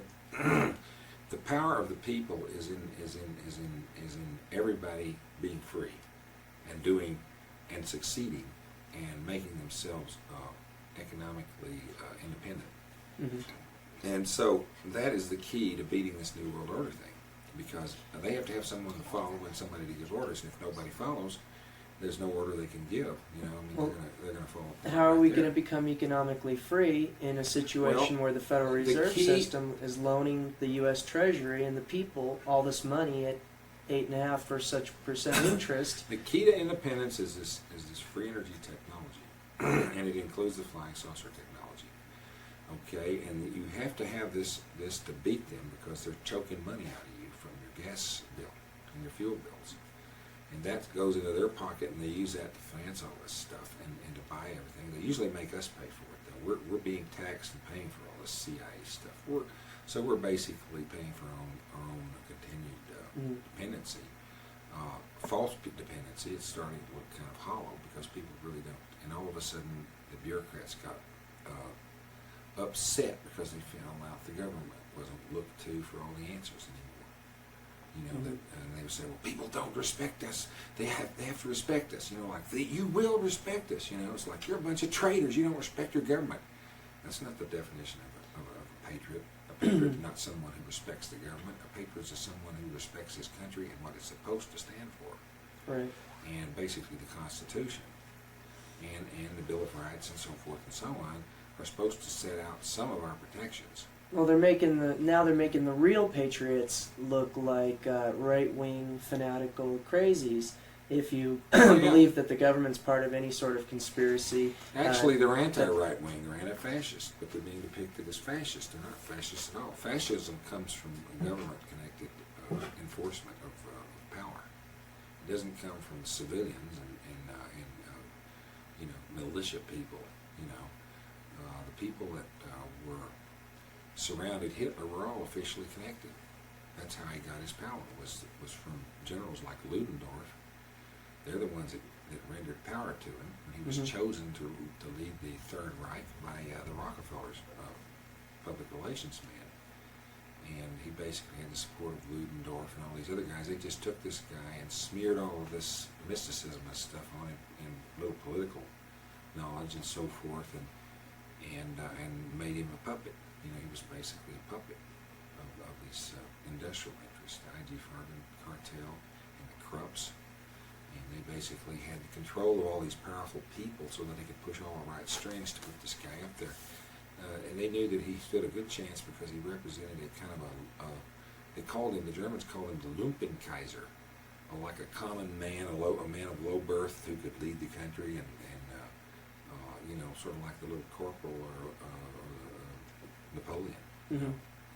And so the idea of one of them, leading them. But actually, the whole thing was Hitler was in the Illuminati, and he was chosen to do this, and the plan was Germany was supposed to lose the war in the first place. And that's the reason they didn't use the really powerful weapons on us that they could have used. They didn't even use them on us. They didn't use them on England. So why did they have them? They used them on themselves. They used them on people that lived inside their own country more than anybody else. And so the idea was to kill off as many Germans as well as all the other people they were involved in killing. Give them a bad name to try to make the world want to destroy them and exterminate them. That was the whole idea. That was the plan. And to lead them into this warlike situation that would bring the world down on them. And then meanwhile, the scientists would produce all these new ideas under the stimulus of war, which they did all this research, and the work product of all that research was used to barter with us at the end of the war to buy amnesty for all these war criminals and so forth. And so that those scientists were nothing but surrogate slaves for the American industries that benefited by all that research. And then they were just given high positions in the U.S. Corporations and stuff. And But while they were during World War II, basically what these scientists in Germany were doing was research which would be used to buy all of these concessions from us. That's all it was. It was payoff. They were manufacturing all this scientific data and generating it with all this research. And they basically, what it means is that the German scientists were research surrogates of the U.S. corporations and the English corporations, because they're the ones that ended up with all the technology as part of the deal in what I call the trilateral contract.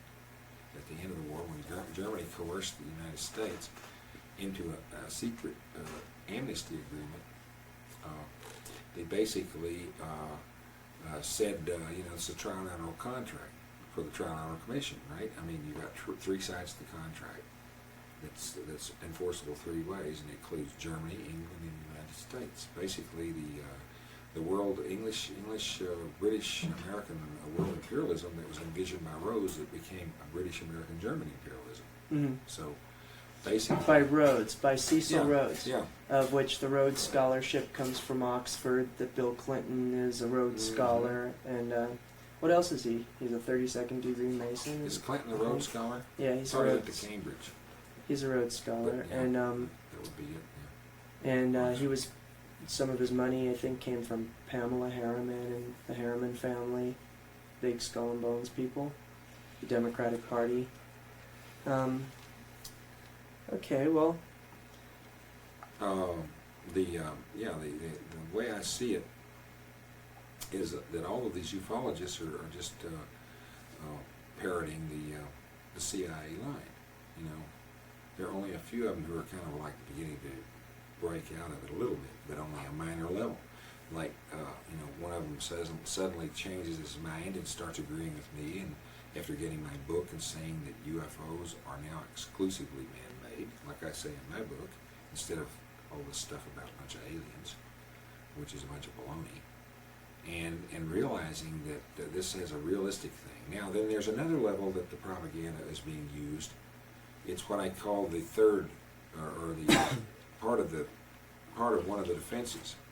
You know, one of the defenses is, you know, flying saucers don't exist. Okay, that's one of the allegations. And the next one is, if they exist, they're from outer space, and the government's collaborating with aliens, and there's a covert conspiracy.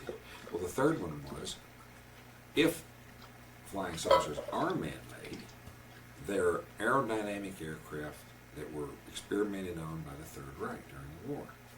So then they have I call that the last-ditch option.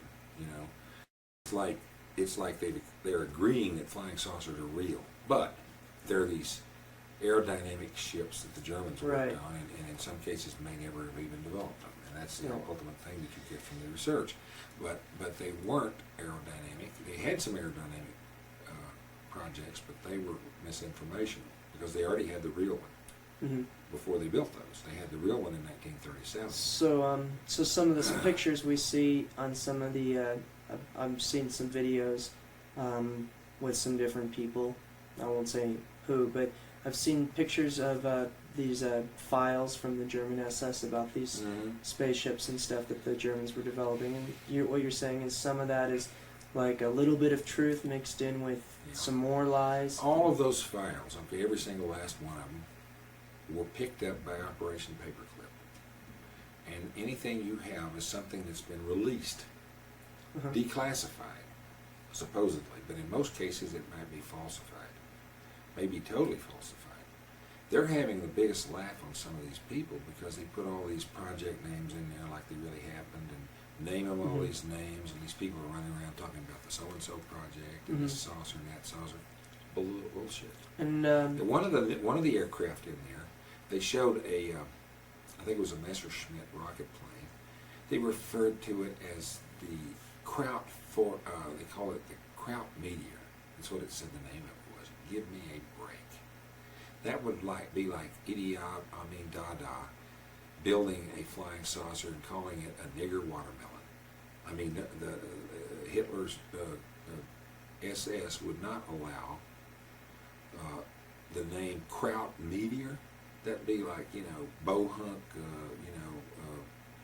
Tiger or something like this, you know. It's like a derogatory word, you know. It would be like if, you know, somebody in Puerto Rico built a flying saucer and called it the Spick rocket, you know. It wouldn't go over very good, you know, and I can't believe they would use that. So that's misinformation. Whoever drew that stuff up is a jerk. They're really corny.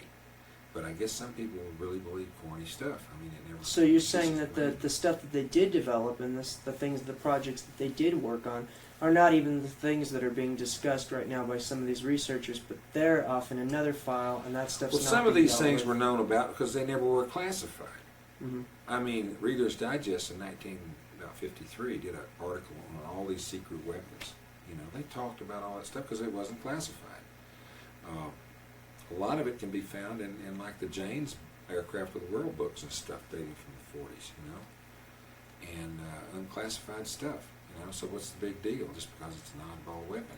But you know, they get sidetracked off the whole thing. The whole issue is the electromagnetically propelled flying saucer. That's the issue. The man-made electromagnetically propelled flying saucer, not some sort of a thing that runs on gyroscopes. Tesla developed. Yeah, the one Tesla developed.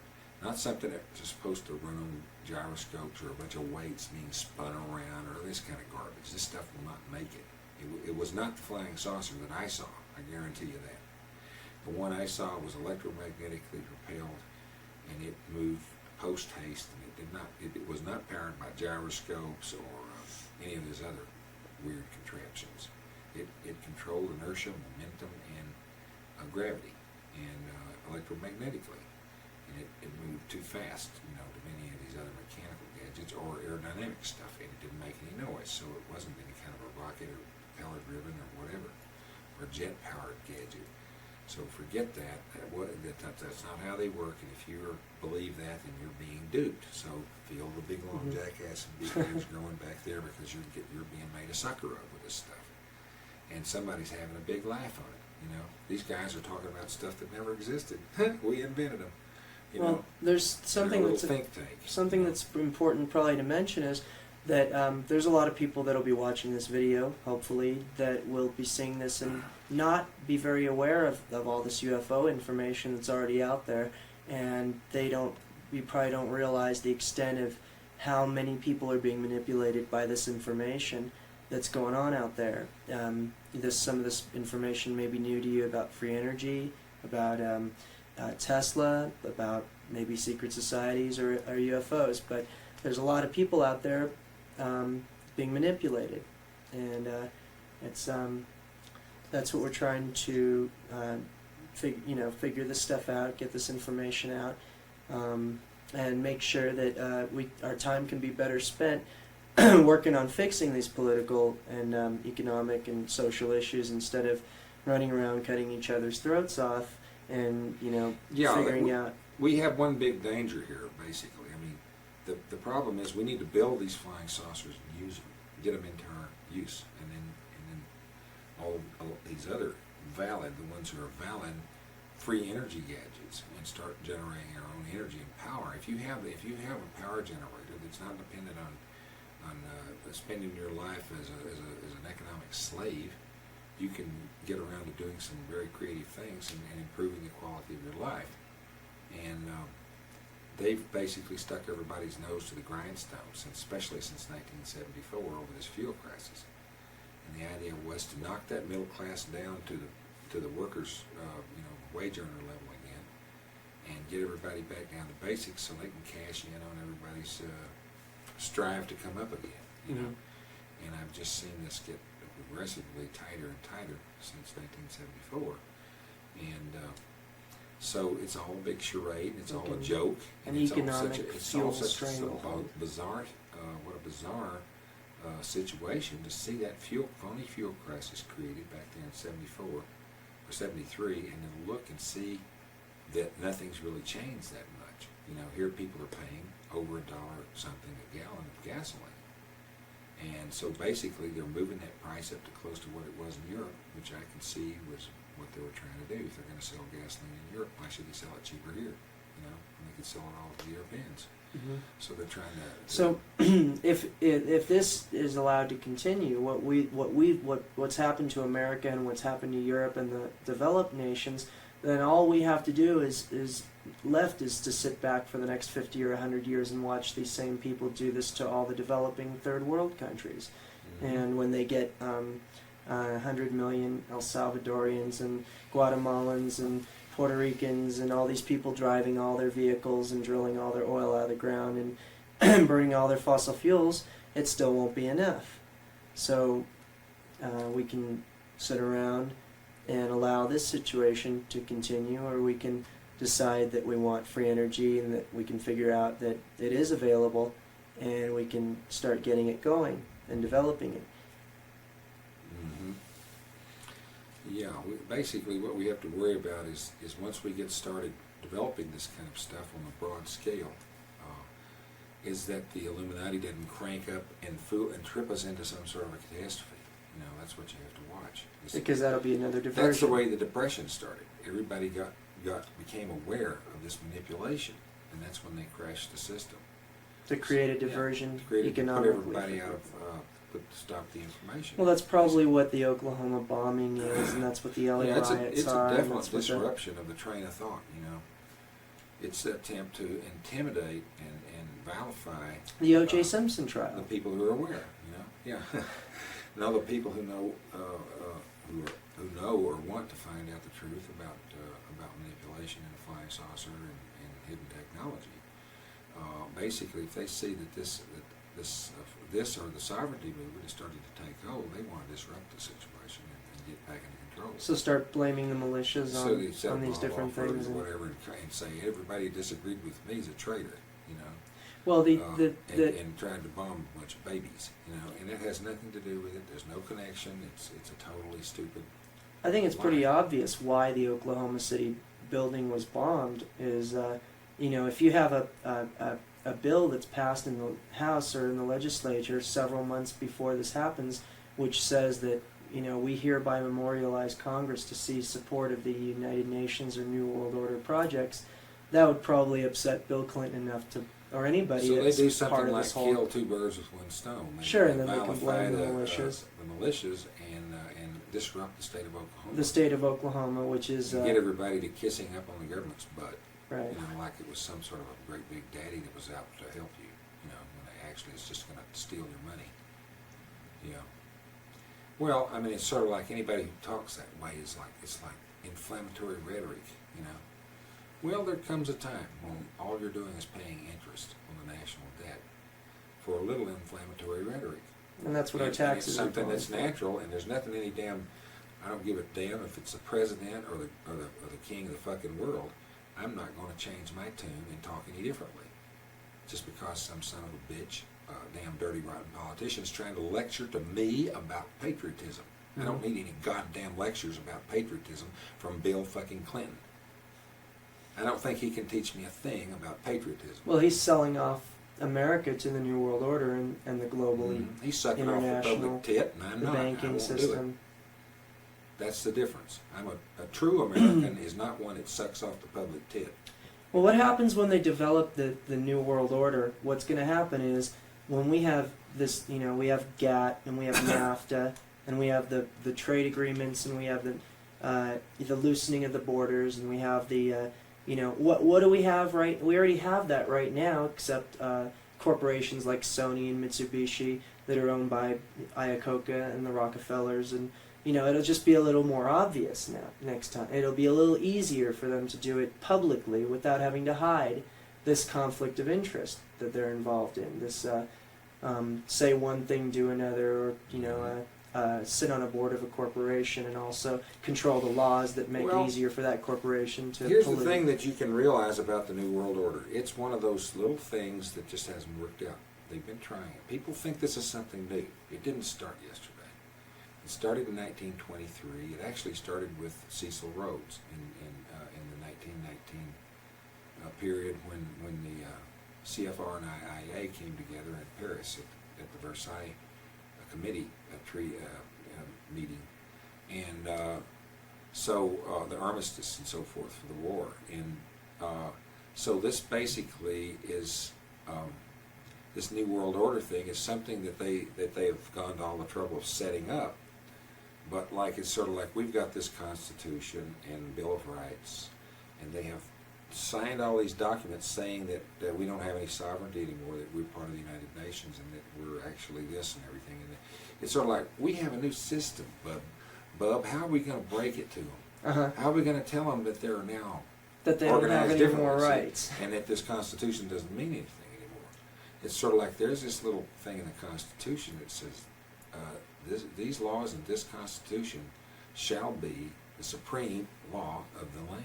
Now, there's only one supreme law, and it's not the United Nations Charter. So there's no way that they can make this work without breaking this news to us. So what? They won't have to break it to us if we demand it, if we beg for it, and if we have to, if we have the United Nations as the world police and the solver of all our problems. Wouldn't it be wonderful to have the United Nations to keep us from killing each other like they're doing over in Bosnia and sure, we. In Serbia? Let's just Wouldn't bring it be them into the wonderful to have United them here States to keep us from doing anything to each other? And Right. you can see how effective they are. If they can't stop this little Balkan Well, squabble, they're not how supposed could to they be able to. possibly- They're not supposed to stop them Yeah. though, because then they Yeah, right. wouldn't be given more power to be made stronger, to be put into more confidence. Well, it's almost like they're trying to force the world to scream for more power with the United Nations, to give more power to them. And that's the reason they're depicted and they're intentionally being made to be incompetent in stopping that stuff. They want some sort of a world law or something A world to give court. them backup, A world court. to give them the authority to, and what could they possibly do? If all these people are going to fight to the death, what are they going to do? Go in there and kill them all and stop the fighting? I mean, it's just it's a Right. weird situation, They're peacemakers or peace givers, but they're really war makers. It's as strange as a thing with the people over there. Anyway, it's hard to believe that they're capable of all that kind of violence, but they are. Why do we have to go save Somalians and feed the hungry over there if we have hungry people here in America, and then we find out it wasn't for that, it was for Bush's oil interests, or get the mineral global, rights? right? Yeah.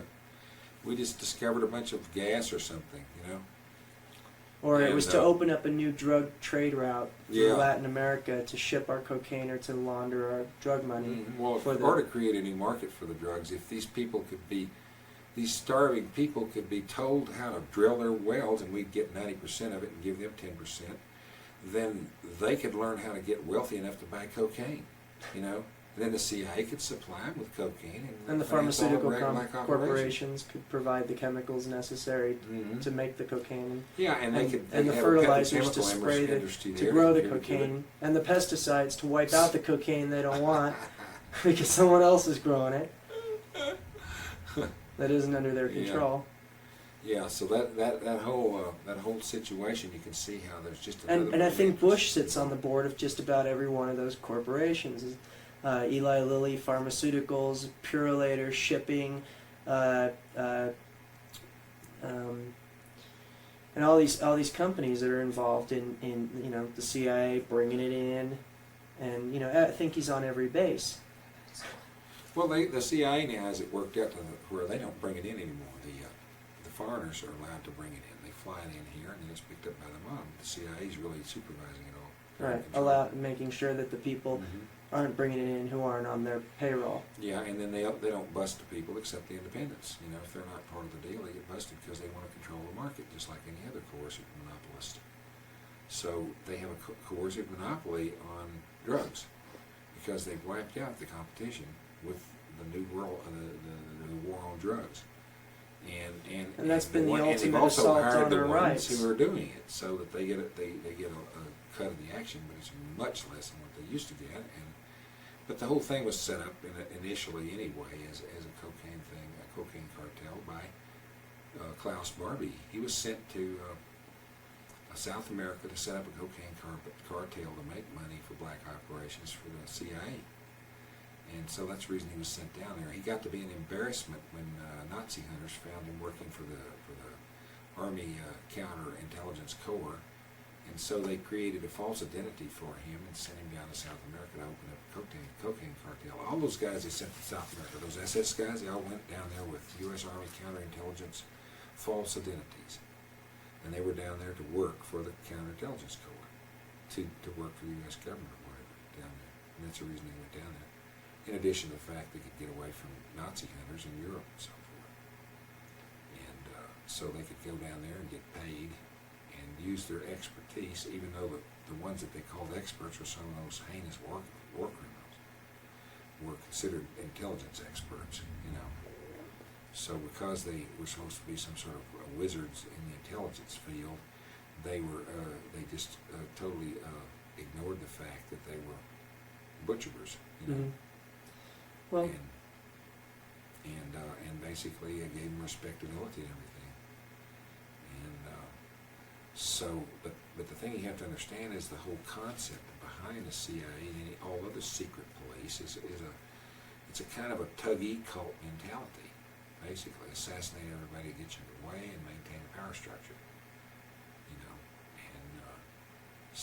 And they all use the same tactics ever since day one. Going back to the ancient cults and stuff that had murder cults. the assassins. Yeah, assassins, the Tuggies, the Bonpas, the Roshania. Well, it's unlikely we're probably going to uncover every single conspiracy in the next couple of years, even. But That's not really important. What's important is not hunting down people like some sort of McCarthyite. The important thing is knowing what's going on and taking positive action to circumvent the whole situation. right, The reason the American people are susceptible to being strangled by an energy cartel is because they have limited their options. First of all, they drive gasoline cars. Very few drive diesel vehicles. If there were more driving diesels, that would give a lot more alternative. And then secondly, people continuing to experiment and build these things for themselves and for each other, and basically creating competition in the automotive field. There's dozens of new kinds of engines for cars that are far superior to anything that's on the market, and people need to develop some of these resources, things that can be retrofitted on standard cars to make them run tremendous distances and stuff on a small amount of fuel. There are also free energy cars, like the gray electrical car in California. You heard about that? No, yeah. Well, that was about 1970, probably about 1974, 73. This guy named Gray invented a car that ran on electricity. It basically used electrical discharges in a rotor, and the electrical discharges caused the rotor to turn.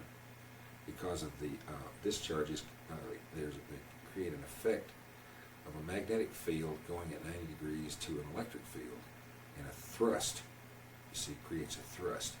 And so these discharges were running this engine, developed 250 horsepower, and had some batteries to supply the initial spark discharges. Right. The batteries were recharged by the alternator, and they never ran down. So basically you had a free energy car that ran on these spark discharges on the rotor. And the man got the patent and was given an award by Ronald Reagan, who was governor of California at the time. Well, that's quite an acknowledgement. So it's an acknowledgement of this guy's contribution, but you don't see these things around. Nobody's doing them. You know, so there are all these discoveries. But I guess it takes someone to manufacture them, stick their necks. Right. It just has to be done. People have to start to move in that direction and start to work on developing these things, even in their own backyard, if that's what it takes. And the information's obviously out there. You can acquire the information. You can call maybe and talk to Mr. Lyne, or you can read his book, Space Aliens from the Pentagon. And there's some information on Nikola Tesla out there still floating around. And there's a lot of people developing free energy devices right now. Aren't there even some people building flying saucers right now? Yeah, there are people that are building these things.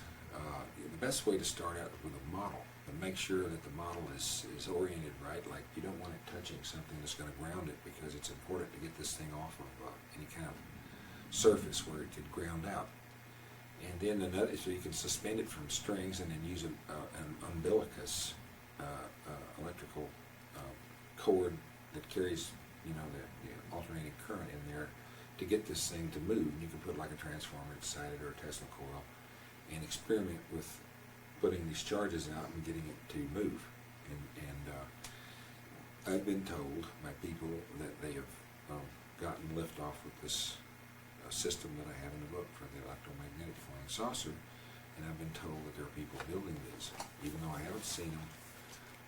I was told, for instance, by one young man's father that he'd gotten liftoff, and even though he didn't tell me, his father couldn't restrain himself to tell me he got it to lift off.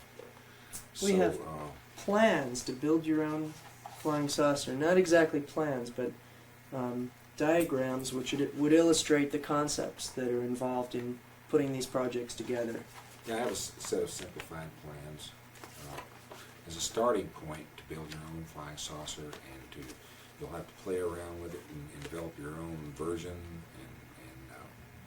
But the best place to start is with a model, but make sure and understand the premises. So the book tells you all the electromagnetic problems you could run into, about the things to avoid, and how the saucer could be grounded out and brought down. Mm-hmm. And a lot of these early saucers that we're experimenting with here in this country used a rocket to boost it up, and then use the electromagnetic power after it's off the ground. Some of the German saucers had these landing buffers, rubber cushions, inflatable rubber cushions around the bottom, which subsequently have been misrepresented by misinformation as being some sort of weapons or some other resonant thing, a Bruce Cathy or some damn thing. So some weird It has nothing to do with that. It's strictly electromagnetic. And these are landing buffers, but they keep changing, altering the pictures with computers and stuff, you know, to make people think there's something else. But the thing you have to understand is those German documents have falsified names and titles and specifications on them. So you won't Some of find the out how to drawings build may be- anything based on that stuff. No, you're not going to get the real. You're going to get misled. Although I think some of the drawings have information in them that's been valuable, because I find certain stuff that they thought wouldn't hurt if they just left it. Well, Mr. Lyne, I find all your information very valuable, and I want to thank you very much for everything you're doing, and I'm sure the world wants to thank you for what you're doing, and maybe hopefully in the next year or 2 years, all this will become to be recognized among people, and maybe you can be put in charge of administering some of these projects, and we can create a new energy department with you at the head of it or something. That would be the ideal situation. That would be fun to have an energy research institute and actually put some of these things into action.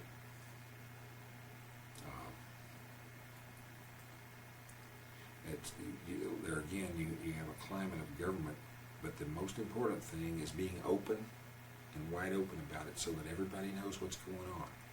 The way people get screwed is everyone doesn't know what's going on.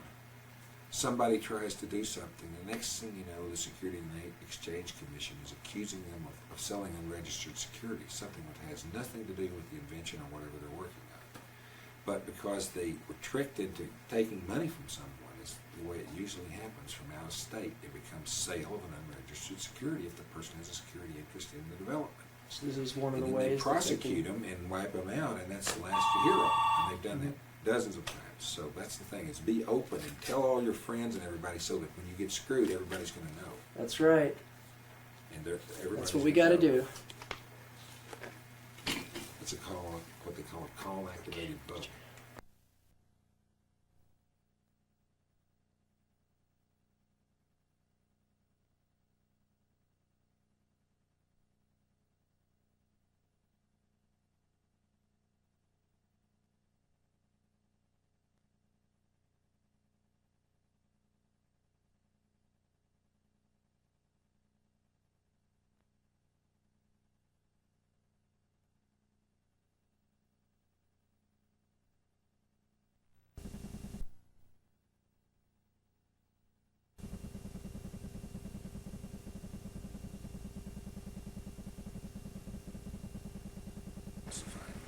They're having the biggest laugh on some of these people because they put all these project names in there like they really happened and name them all these names, and these people are running around talking about the so-and-so project and this saucer and that saucer.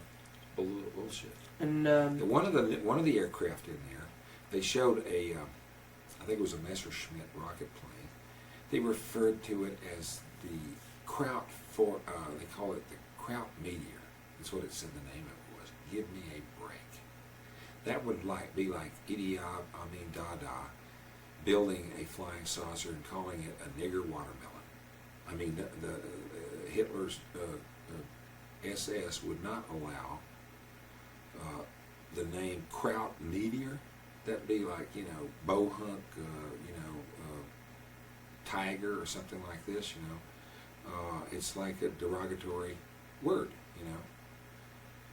It would be like if, somebody in Puerto Rico built a call it the Spick rocket, it wouldn't go over very good, and I can't believe they would use that. So that's misinformation. Whoever drew that stuff up is a jerk. They're really corny.